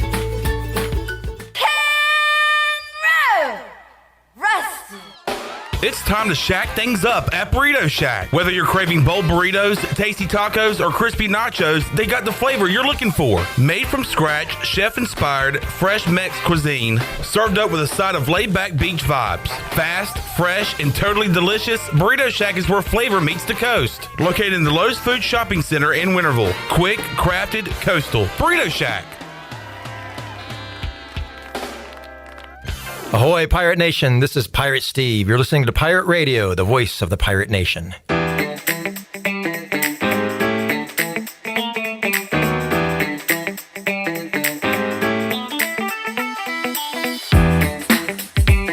You're listening to Hour 3 of Pirate Radio Live. This hour is brought to you by Carolina Eagle Distributing, celebrating 150 years of Budweiser all year long. This Bud's for you from Carolina Eagle, serving the Pirate Nation since 1989. Now, back to the show. Boy, sometimes putting two people that forget a lot of things at the same time, not helpful. I'm blaming the interns. No, I'm blaming myself. You told me to remind you, and I forgot too. So, but welcome back to the show. Let's run down your stock market numbers for today. The Dow was down 118 points and finished at 50,461. The NASDAQ was up 312 points at 26,656. S&P was ahead 45 at 7,519. That is your Wells Fargo Advisors Stock Market Report. For a personal look into investing, call Wells Fargo Advisors today at 756-6900 in Greenville. Wells Fargo Advisors, LLC, member SIPC. And as we head back into the show, while Clip is trying to watch something on his cell phone and making all sorts of racket, how about caller number 4? Call me right now. Caller 4 wins what, Clip? They win 2 tickets, a game of their choice to go see the Downey Spur Dogs, and also lunch for 2 at Chico's. 317-1250. 317-1250. Caller number 4, a winner right now. Here is Mike Maniscalco and Trip Tracy on the call. 99.9 The Fan, as the Hurricanes beat the Canadiens in overtime. Send it across. Jarvis has to settle it. He'll get it right back. And chance. They score! They score! Andrei Svechnikov wins it in overtime!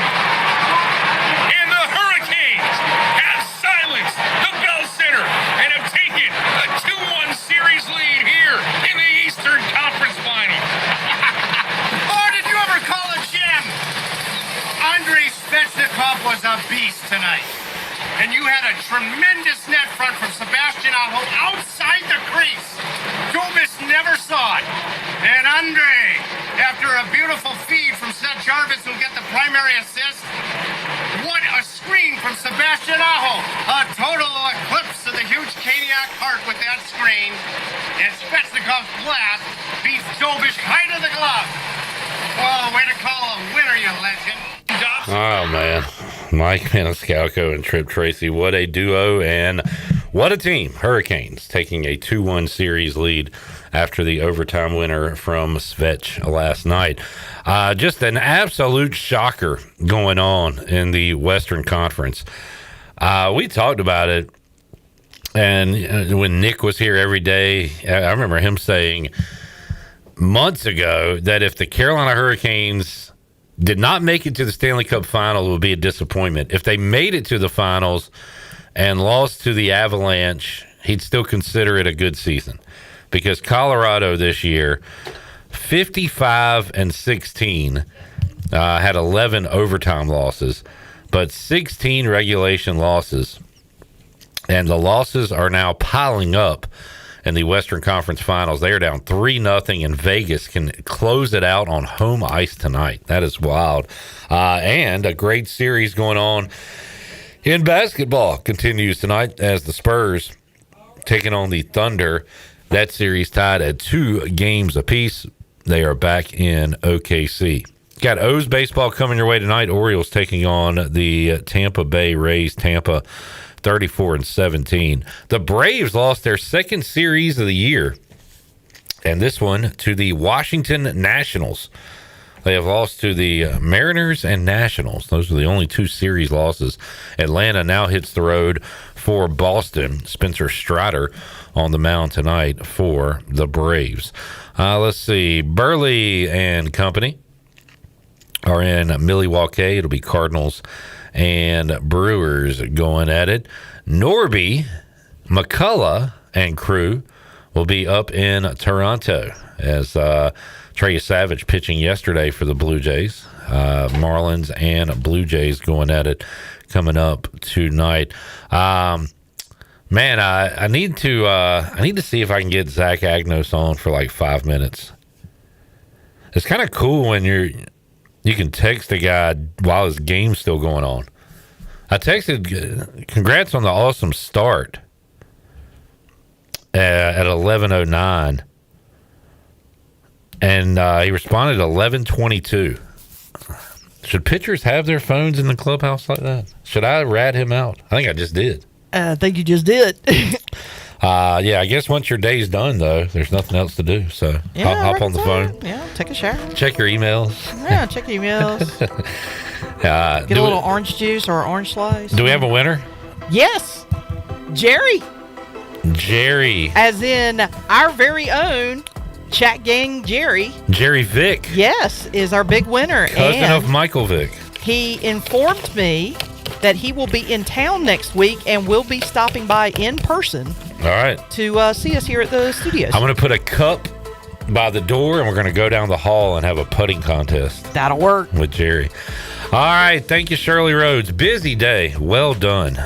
Great show. Good job. That was a lot, man. Intern Avery, awesome work. Appreciate you. Intern Victor, thank you, sir. Helping us out as well. Quote tweeting and doing some new things here. And I put him on he's a soccer guy, but I put him on a soccer documentary that I found interesting.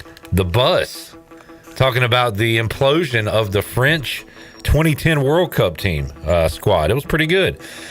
Check that out on Netflix. We will see you Wednesday, 3 o'clock, all new edition of Pirate Radio Live. For the crew, I'm Clip Rock, Jeff Charles. Take us home. Have a great night, Eastern Carolina. Thanks for listening to